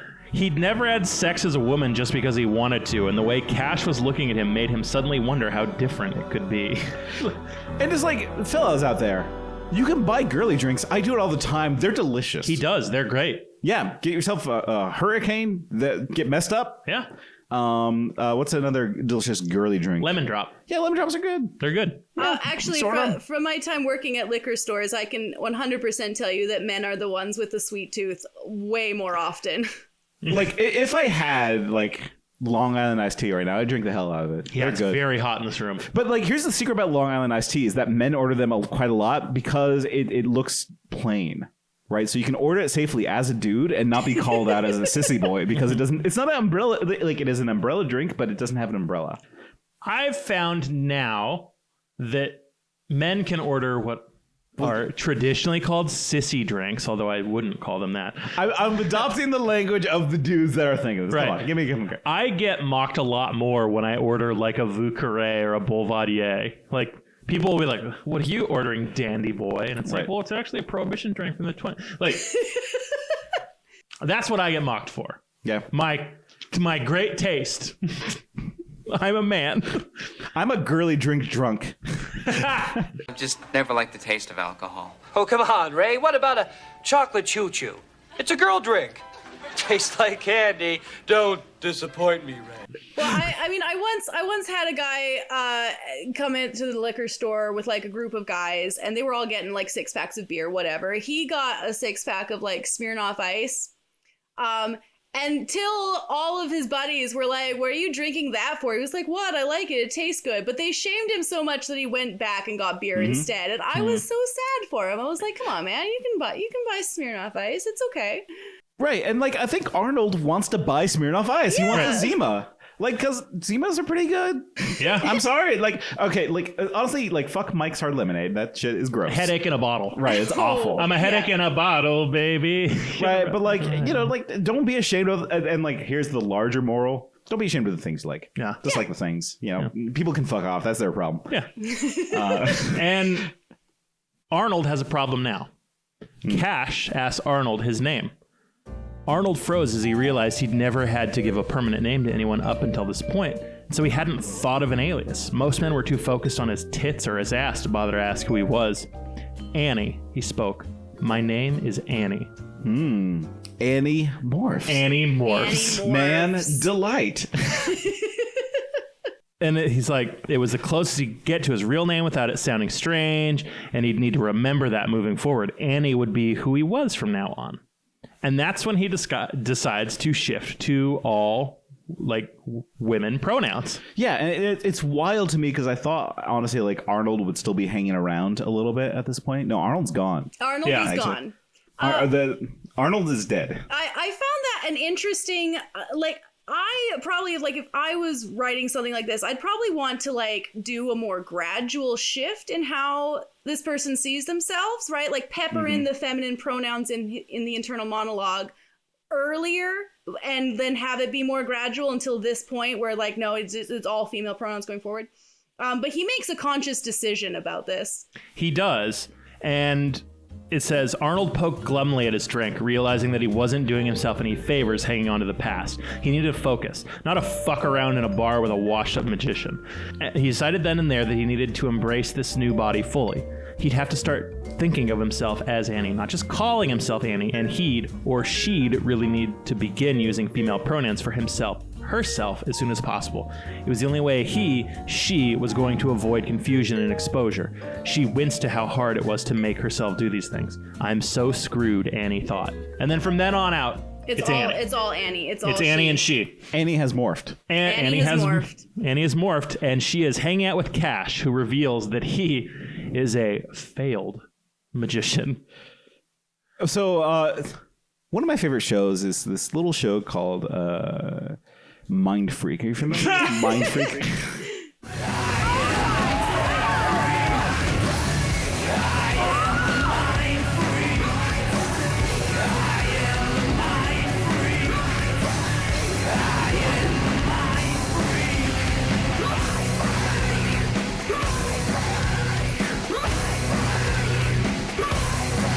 Are you ready? I love a good mind freak. Like, what's your favorite Chris Angel mind freak? When he gets run over by he's laying on glass and he gets run over by like the squishy flat wheel thing. Okay, yeah. That's a good one. My favorite one is always like the street magic when he goes out to like and does like the levitation thing, where like he's standing on one foot. Right. But like, I miss magicians. Remember, like, there's a whole period where, like, of famous magicians, right? David Copperfield, Siegfried and Roy. Hey, they were magicians. Yeah, Doug Henning. Yeah, that weird one who gave away all the tricks. I like Penn and Teller when they just did magic. So on the topic of magicians, I have actually brought some magician facts. You want to do it? We don't have an animal facts. It's the last time we're going to do this. The last time we're going to do it. Pixie, do you want to yell animal facts for the last time? Should I yell animal facts or magician facts? You know what? You're the guest. You're in charge. We'll follow your lead. All right, let's do magician facts. Magician facts! Magician facts! Prince Jake and Cassie, Tobias and Axe, Rachel and Marco, the bandits are here. They want to listen to animal facts. Fuck all the yerks. Marco's mom is a bitch. So I've got a couple facts about some about magicians in general, some about specific magicians. The first one I've got is that it is illegal in Queensland, Australia, to own a rabbit unless you can prove that you are not a magician. Oh, no. Magicians are not allowed to have rabbits in Queensland. It's hard to prove that you're not something, though. Like, what? Come on. Like, Australia. Yeah, like do they like search your house looking for like top hats and wands? Right. Yeah, or just like you like have a list of like cool spells, and you're not a magician because you wouldn't leave that laying around. Right. Exactly. And you definitely should never pull your diploma out of your mouth in a long line. They'll know. They'll right away. Definitely know then. That'll be a tip off. My next fact is that in World War II, the British military actually hired a magician named Jasper Maskelyne. I think I'm pronouncing that right. To aid in the fight against the Nazis using illusion and camouflage magic. Hell yeah. No, wait, hold on. Wait. And this isn't like a movie or a story yet? No, like, this was a real guy. Oh my God. Hollywood, what the fuck are you doing? Pixie, you fucked my mind. You freaked my mind. Could you imagine? Okay, Chris Angel comes out of the U-boat. He charges the beaches of Normandy, but then they shoot him and he disappears. Yeah, it's a now you see me Saving Private Ryan mashup. They're throwing cards. Like a puff of smoke and a dove flies away from the beaches of Normandy. But like he's really in a hole in the sand. That's the secret. Like David Blaine is actually in a glass coffin being rolled up to the beaches. And the German soldiers is like, oh, what das ist this? Nein! Es ist ein Magician! I love this. I know. I would like to see a movie about this guy because that sounds like absolutely wild to me. Holy fucking shit. Oh, man. You're welcome, everybody listening. You got that instead of us talking about the end of Animorphs. This is like way cooler, right? Yeah. Very much. It's the beginning of something new. Yeah. This is the beginning. That's right. In 2009, the Nigerian police arrested a goat that was suspected of being a magician that had turned himself into a goat after stealing a car. Hell yeah. So they were convinced that this goat was a magician fucking them over. I love the idea of arresting any animal. Like I think that like just like rolling up to a goose and just like you're under arrest, goose. Imagine the police boss who's like, that goat's a magician, and the other cops are like, okay. It's like, no, arrest the goat. That's a magician. It's an evil wizard. Yeah, he stole a car and he's trying to fool you. Oh my God. Mad ups to that criminal though who got away by convincing the cops that he was a goat. Yeah, he turned into a goat. Yeah, exactly. I have a couple about. It's a real mind freak. A couple specific magicians and their sex lives. Oh yes. Oh no. So you mentioned Penn Jillette, I believe. He's a pervert. So he, in 1999, took out a patent for a hot tub jet that was designed to sexually stimulate women. So, like, the jet had, like, a specific angle that was supposed to be, like, you could have a lady over and be like, oh, I can... I mean, not to get too gross with it, but, like, isn't that just any jet? It's just, like, why is it special? This one was special. His jet, 1999. Because it was colored pink and it would make erotic sex noises when you turn it on. It's like, oh. It just proves my theory that all dudes with long ponytails are creepy fuckers. Yeah, don't trust those people. Don't grow a long ponytail. Yeah, no, they can't be trusted. You're right. Exactly. Maybe that's where they keep the magic in the ponytail. What does Teller know? Why is he keeping silent? Very good question. It's like a Dom thing where he's like he has to be quiet all the time. Yeah. Matthias Buchinger was a magician who was born without arms or legs, but he was a famous magician, and he had 8 wives and 70 mistresses. So he was just out there cleaning up. Prince Charles of Wales is a member of the exclusive magic circle since 1975 for his cup and ball performance. I don't know what that was. Cupping child's balls because he's a pedophile. Oh, God. It's that one, right? No, that's it. I mean, probably. They're all, the royal family, they're all doing terrible things to children. Directly and indirectly, I'm sure. Yeah. But, my final magician fact is actually the reason why I hate magic shows. The Magician's Oath, wherein it's actually very difficult to learn how to become a magician. Books on any of the tricks are very hard to find, and you'll find almost no tutorials on anything more complicated than typical card tricks. And that is because of the Magician's Oath, wherein to learn from a magician, a student has to take an oath never to reveal the secrets to a non-magician. So it's why it's the thing, magician never reveals a secret. And it's why I hate magic shows, because I hate not knowing how the tricks are done. And it just stresses me out so much. The guy, the magician who revealed the secrets, he should come back and update the secrets. He really should. The masked magician, what was his name? I don't know. He wore a mask. Valentino, the masked magician. It is my belief that the art of magic is for everyone. Not just a select few who call themselves magicians, but for every single one of you. And especially the kids. I love that series. That was a good series. It was a cool mask. Pixie, did you see that series? I did not, no. Yeah, it was in the late 90s. A magician revealed all the magician secrets. And he had a Fox special. It's this fake drama around. It's other magicians are coming for his life. I think specifically Penn and Teller was just this is abominable. Why are you doing this? Come sit on my jet. That's right. No, don't. You can't sit on my jet. You're not allowed to sit on Penn's sex jet. You can't do that. Okay, yeah. I'm very appreciative of the magician facts. Magician facts. I think that Cash would invent us. Well, actually, you know what? Okay, here's the question. Here's how we learn about Cash. Would Cash invent a sex jet? He doesn't need to. He is the sex jet. I mean, Annie is all over him already. I don't know if he needs to invent a sex jet. Yeah.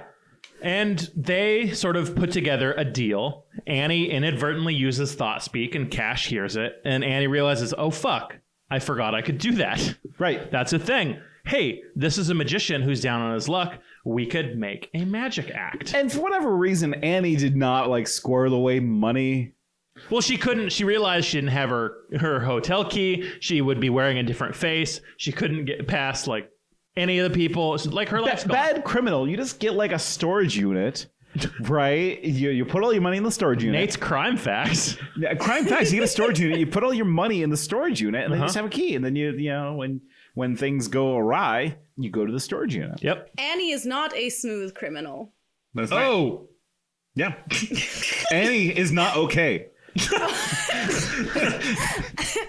So you got one? Alien Ant Farm. She should turn into an ant. No. This ain't a Michael Jackson song. They covered Smooth Criminal. Yeah, I know. It was better than the original, and I'll die on that hill. been struck by a smooth criminal. Okay, well, that was humiliating. Much like the way that Annie's being humiliated in bed. Well, yeah, it's true. Like this whole description. So Cash and Annie, they got something going on. Yeah, they file, like they make a contract, they put together a show, and they seal the deal with a fuck. Yeah, they have a fuck. But like the thing is though, is that like, you know, Annie is not used to having to beg for sex, and Cash very much is into that. Yep. He's like, I want you to beg for these sexual acts I will do upon your body. Sorry, it was very funny the way I said that. But like, yeah, so and like, there's this humiliation aspect, and like, I didn't really actually realize that this was this type of book until Pixie, you brought it up, which is that Annie's being humiliated. This whole book is encompassing around this idea of being humiliated in a female body. Oh yeah, right? And humiliation is like a fairly common kink. Like you see that a lot in a lot of smut and fetish fiction. And Annie has to come to terms with the internal misogyny that she had when she was Arnold. Annie says, however, it seemed women operated differently. Annie was ruled more by her emotions and feelings than anything else. Now she understood why women often had a hard time reconciling what their heart felt and what their mind told them was true. It was no wonder women were a mess most of the time. It made absolute sense. Between the plethora of conflicting emotions and the raging sea of hormones that flowed and ebbed unpredictably, Annie was about ready to call it a day. Being a woman full-time was hard work, and she wasn't sure she liked it at all. Already, she could feel her skin crawling with the need to take a hot shower and slip in between a set of silky, clean motel sheets. Only a few hours as a woman, and she was already starting to adopt their habits. As a man, I only want to have hard linens. Like, it should feel like a potato bag when I crawl into bed. That whole section, I just have like a note here. I'm like, oh, eye roll. Like, oh, women. Yeah. No wonder women are irrational and emotional bitches. These unthinking hormonal beasts do not understand logic. That's right. They just want silk sheets. They want silk sheets and to have sex with Big Man. I saw Sex in the City. Mr. Big. Mr. Big. I like his name better as Big Man. Big Man. Big Man. I'm Big Man. I'm here to big. Cash is Big Man. Yeah, he has a monster penis. Cash is Big Man.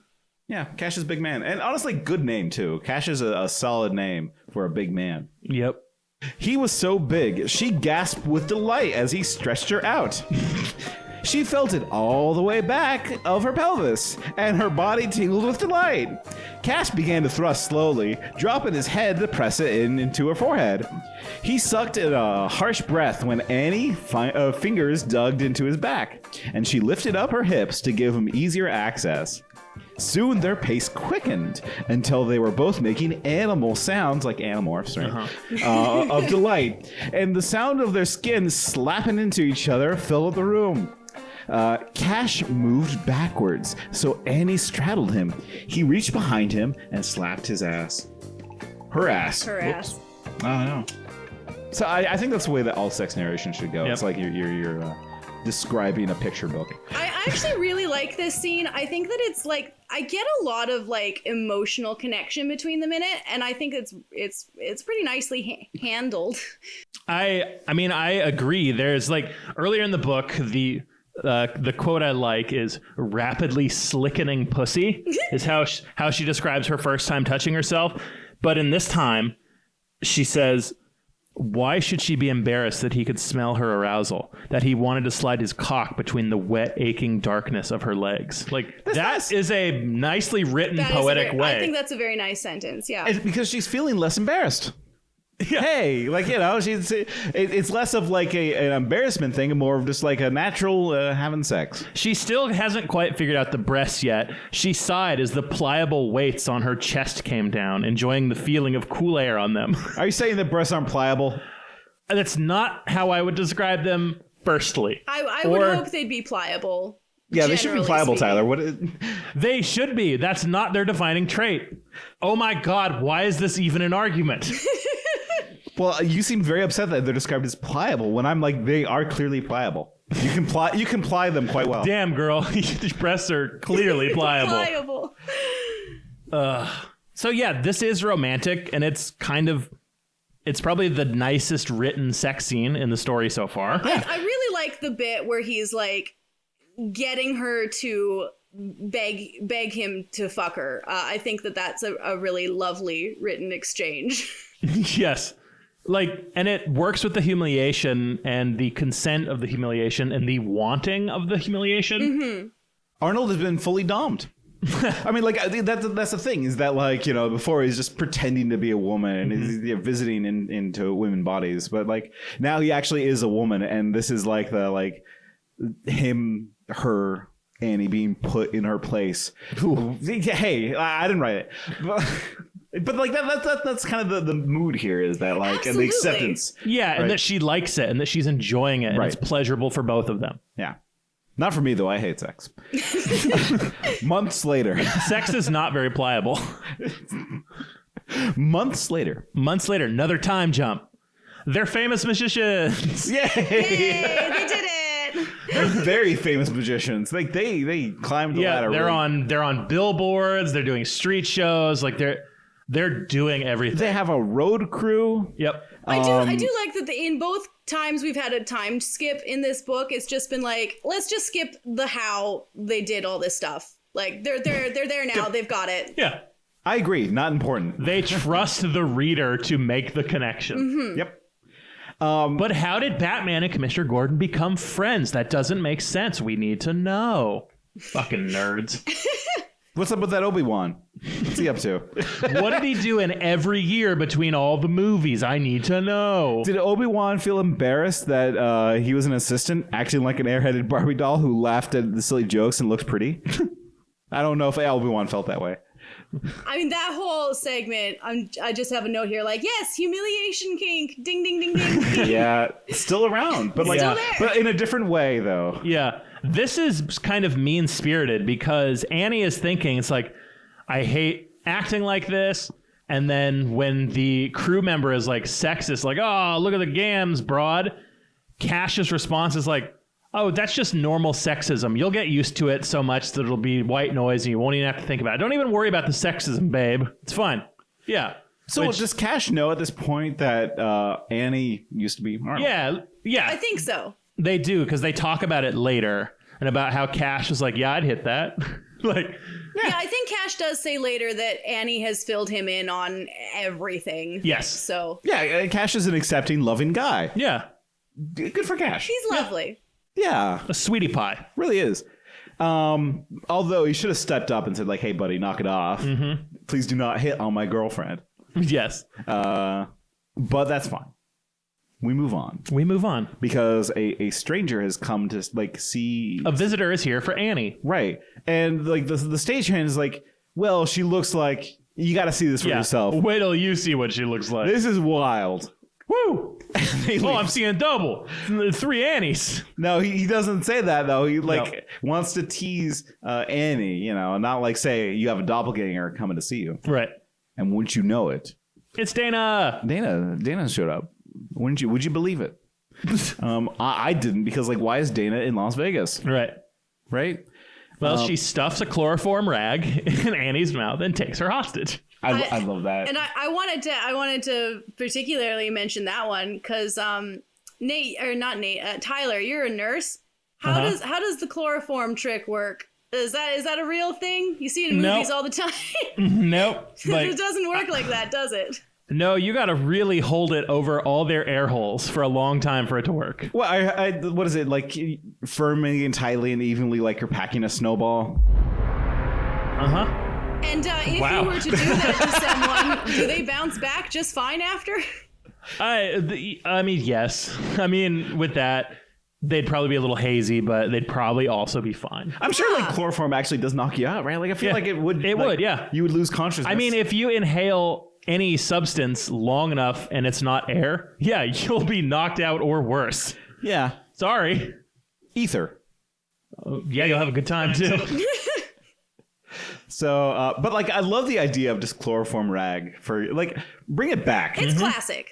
It's a classic. It's like Quicksand. Bring it back. Bring back Quicksand. Oh, I haven't seen Quicksand in forever. Yeah, right. it's hanging out with chloroform rags and all of our childhood memories. That's right. Dang. But like, so Annie gets chloroformed and then locked up. Yeah. In a hostage situation. She's held hostage by Dana. Yep. And wouldn't you know it, Dana has been yuck-brained. She's got a yuck in the brain. She's got a yuck in the brain because she was driving along, saw a billboard for famous telepathic magician Annie. Well, actually, no, Cash. Yes, Cash and Annie. They're both on there. Well, yeah, but Annie does not get the credit. No. Annie's do. But, yeah, and she's like, hey, hold on a second. This must be morphine technology. They got the Eska Fill Me Up device. And they're doing the work. How long were you sitting on that one? Since the beginning of the book series. It's good. I like it. Yeah. And so... and yet you couldn't put together Mandalite. Mandalite is such a, like... I thought it was just like, oh, they're Andalites but men, and we're going to get that scene, because they have tentacle arms. I was waiting for it. And a watermelon head. The watermelon head did not tip me off to anything, Ty. What are you doing? I'm just describing what a Mandalite looks like, not making anything. What do you think a penis looks like, Tyler? It's a little watermelon. All right. Anywho, not the point. The point here is that Annie's in trouble. Yuck-brained Dana is just like, yeah, I know you're working for the Resistance. Tell me where they are. Yep. And, Annie does not know, nor does Annie care. Yeah, she gave up on that shit as soon as she saw it. That's right. And she even forgot that there were kids. She's like, oh, yeah, dang, there was that yeah, alien. What were those kids doing? Man, I hope they're okay. But, yeah, right? But that's interesting, though, because that kind of puts us somewhere in the Animorphs timeline, because the Yucks apparently know that these are kids and not Mandalites. So we're pretty late in the game now at this point. Yeah, we are. This does tie into the last book. It does. Okay, so yeah, where does this... This isn't the last book because open war hasn't started. Right. But they know that they're kids. This is after the blood bank. Yep. I'd say like right around the blood bank. Right, they know that they're kids, but like the war hasn't established Jake still has his parents. They might have the cube, right? In fact, yeah. They don't have. They don't have the cube because they know they're kids. They don't have the cube yet. Yes. Okay. So that's where we're at right now in the timeline. Yep.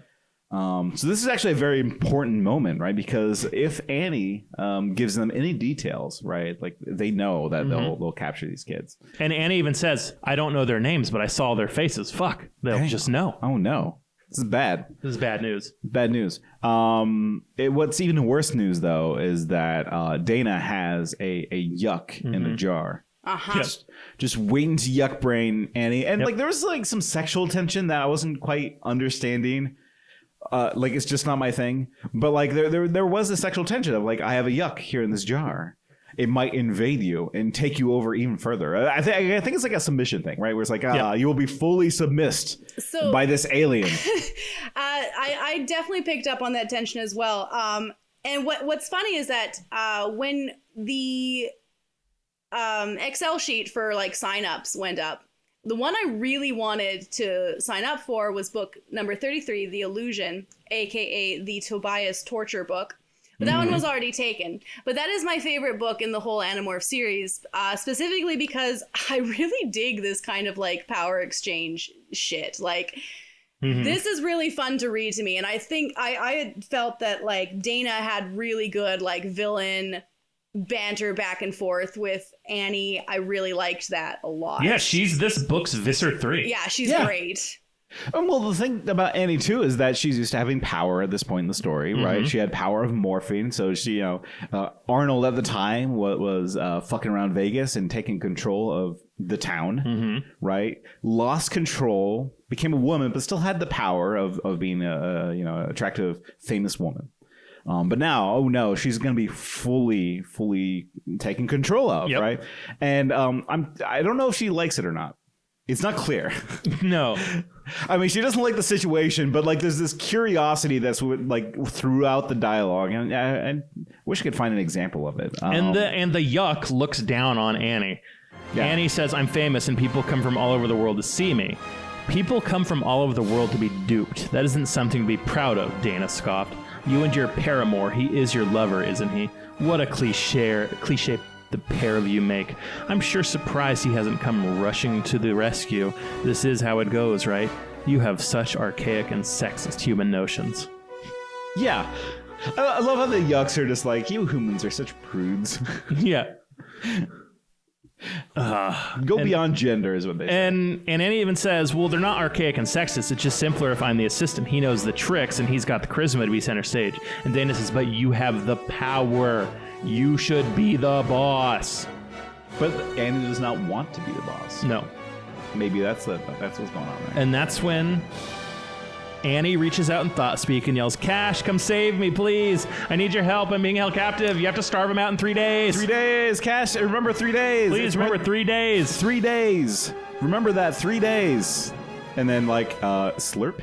Yep. She gets yucked. She gets yucked real good. Yuck is what I say to that.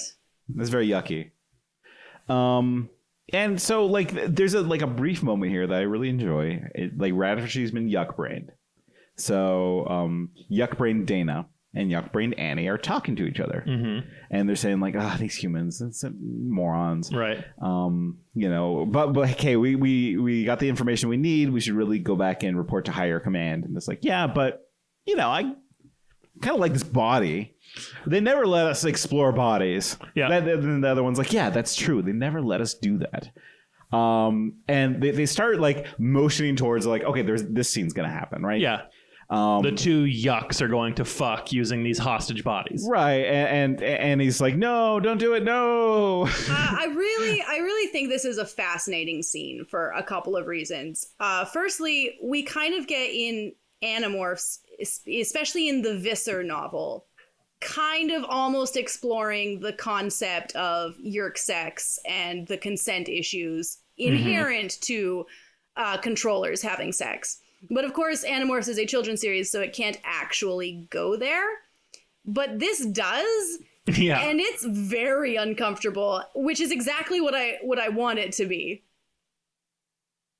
I 100% agree. This was icky. It made me feel icky, but it was interesting and fresh. Definitely.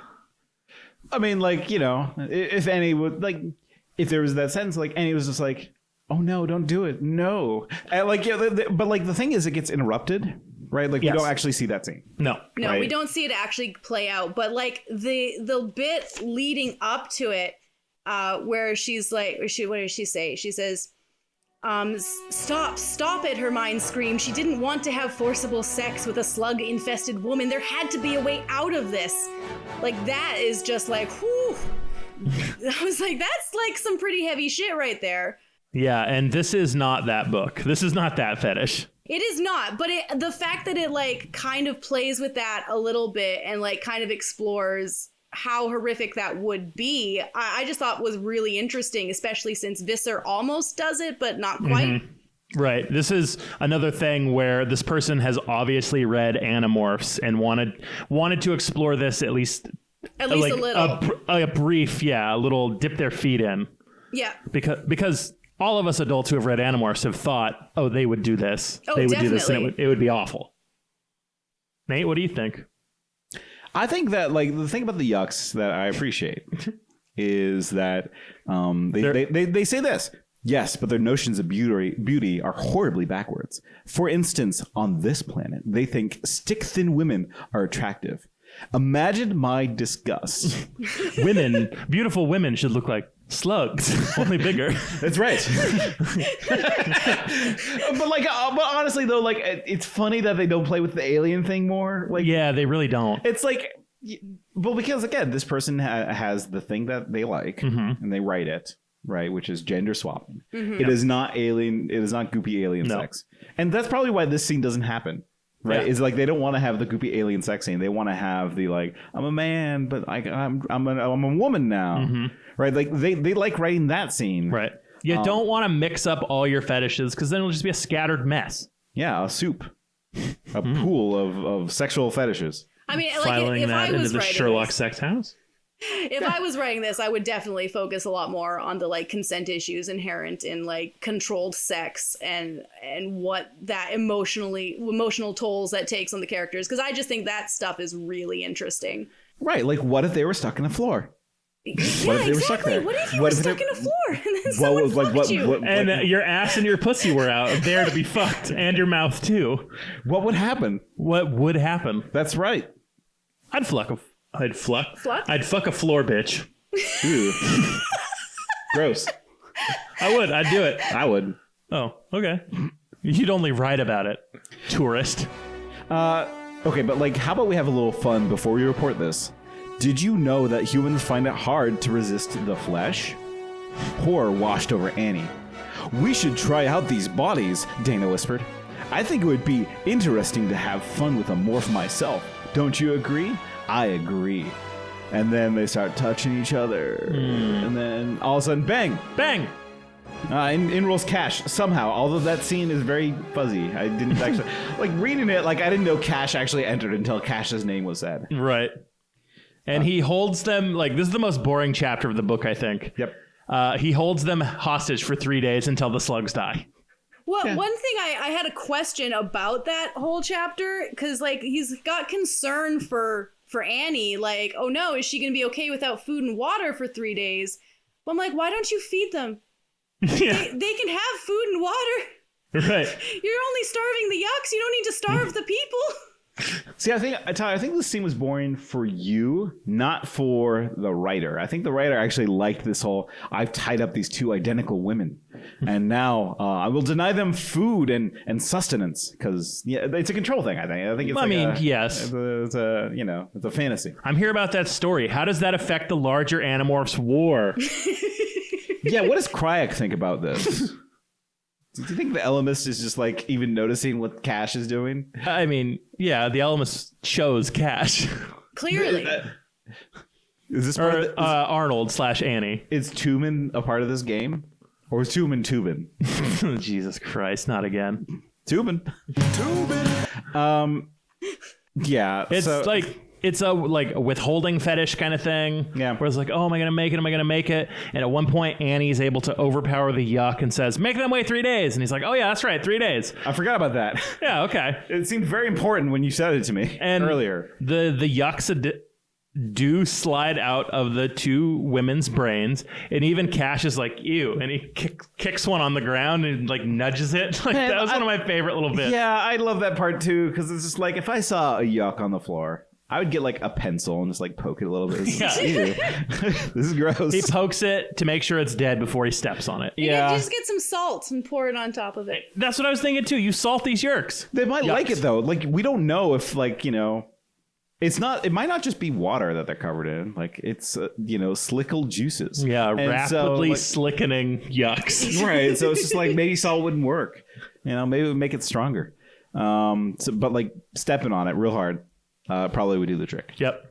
So, and Cash does this, and that's what he does, and that leads us into our final chapter, chapter 12. And weeks later, when I read chapter 12, I let out an audible, "Oh no!" Yes.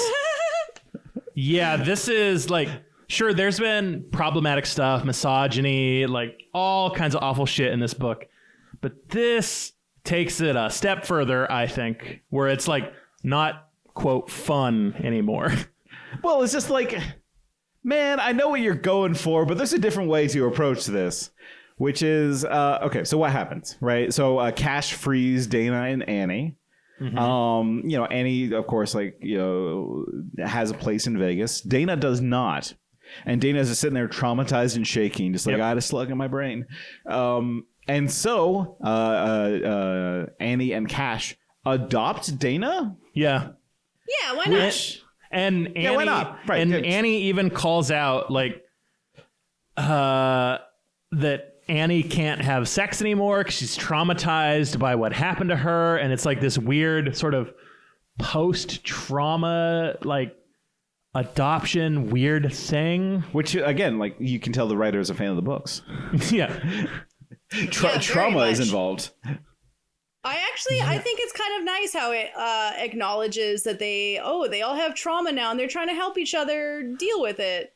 Yes. I think it's good in what it tries to do, but man, is it jarring.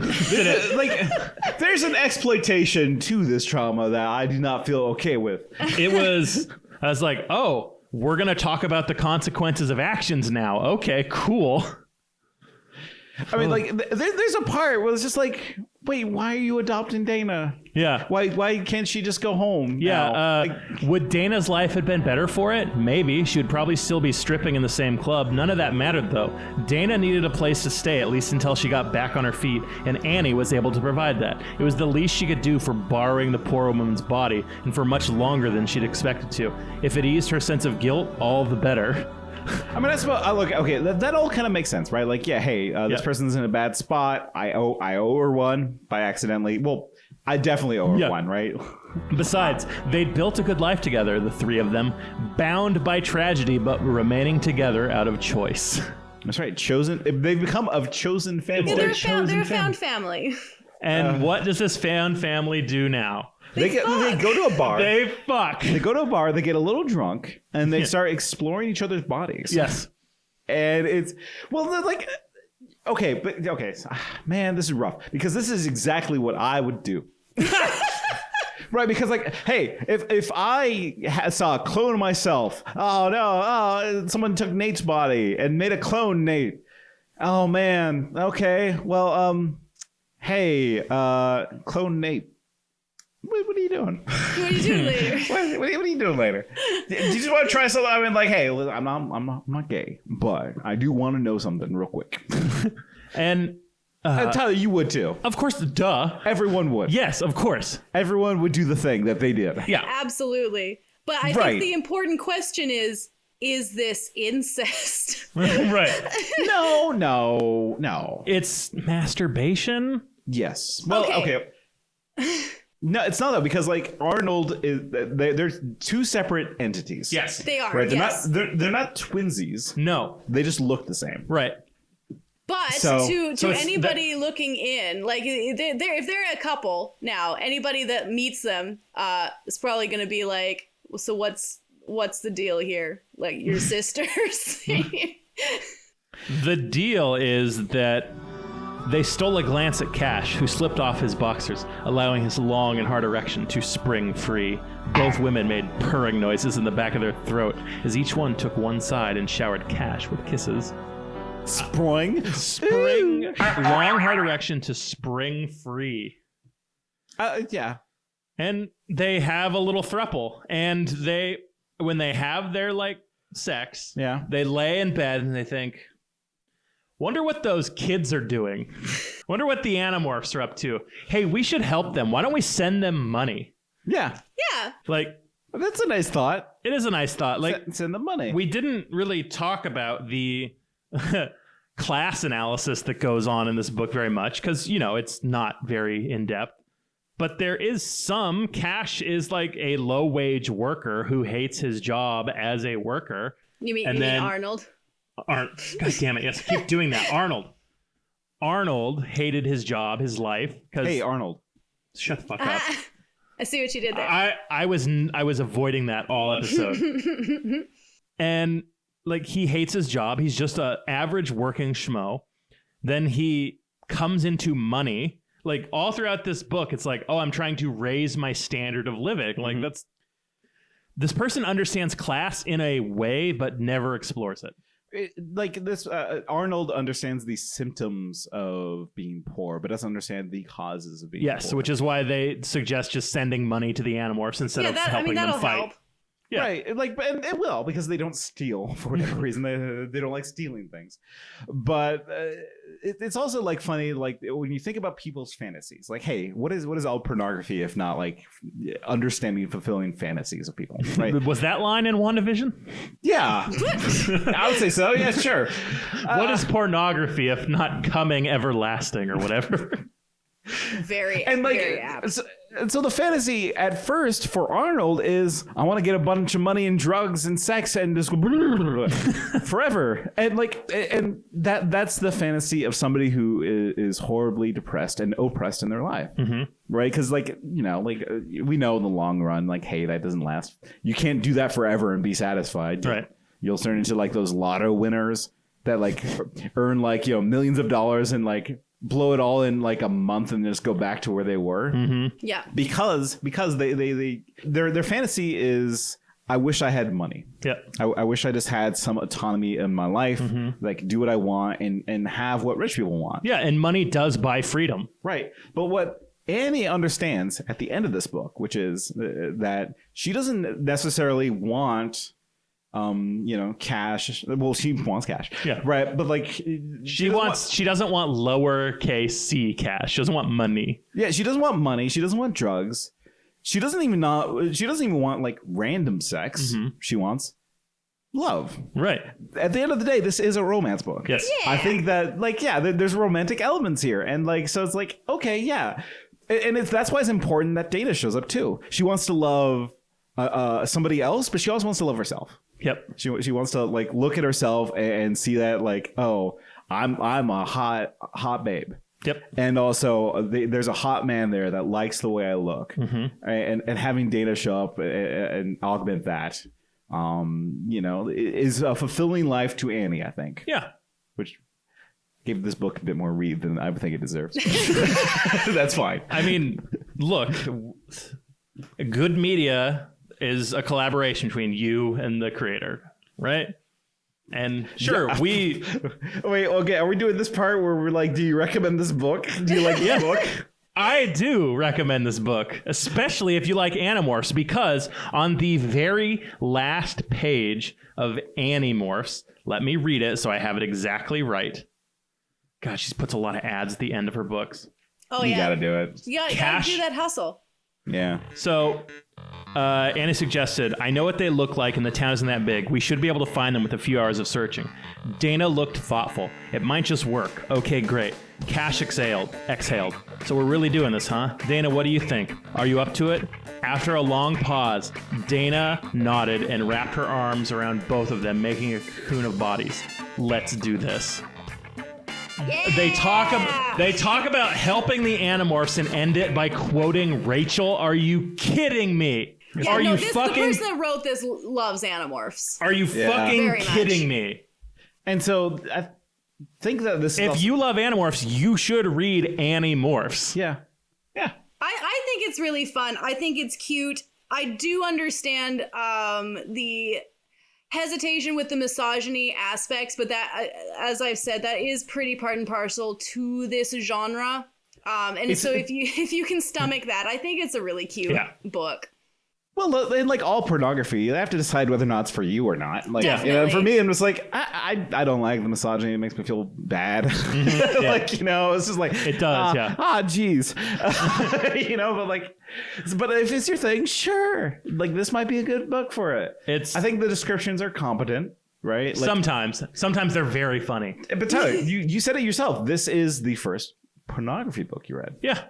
They're all like this. I mean, they're all kind of like flavors of. I had fun. You watched me read this whole book, and I was laughing, and I yelled, "Oh no!" Right? Like I felt things during this book. Not arousal, mind you, but I felt things. That's the thing that got me. Like, I never felt aroused reading this book. I never once. I'm like, oh yeah. It never worked for me. I mean, never connected. You do have to pick books that are actually going to align with your own tastes and kinks if you want to actually get arousal out of reading erotica. I read a lot of it and very little of it actually turns me on because I have my own specific taste. That's why I write. But this is not my kink, this scenario. But I just find it really interesting to read what's people's sexual fantasies and how do they explore that? And I don't know. Fun. Yeah, it's fun. It is. Yeah, it is fun. It's not a thing I've done. I will probably do it again. You probably will? I probably will. I won't. Well, I mean, I might. Not anymore. So I probably won't pay for a hard copy of the book like I did with this one. But I also bought hard copy. Man. I will keep it next to my other Animorphs book too, in the line of series where it takes place. Okay, but here's the real question: where do you rank this in the pantheon of Animorphs? It's definitely better than the Axe Navy boat book. I think it's better than the Axe Navy boat book. I like it better than the Civil War flashback book. Yep.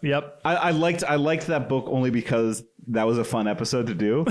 But yeah, that book sucked. Yeah, I think this does more good in the world than that Civil War book does. Yeah, if I had to rank it, I'd probably rank it right below right below the Sario Rip book. Okay. Sario Rip, then this? Like Sario Rip's a little better than this? Yeah, Sario Rip's a little better than this. There's a bit more fun to be had there than in Animorphs. But like, yeah, that nuzzle that right in between Sario Rip and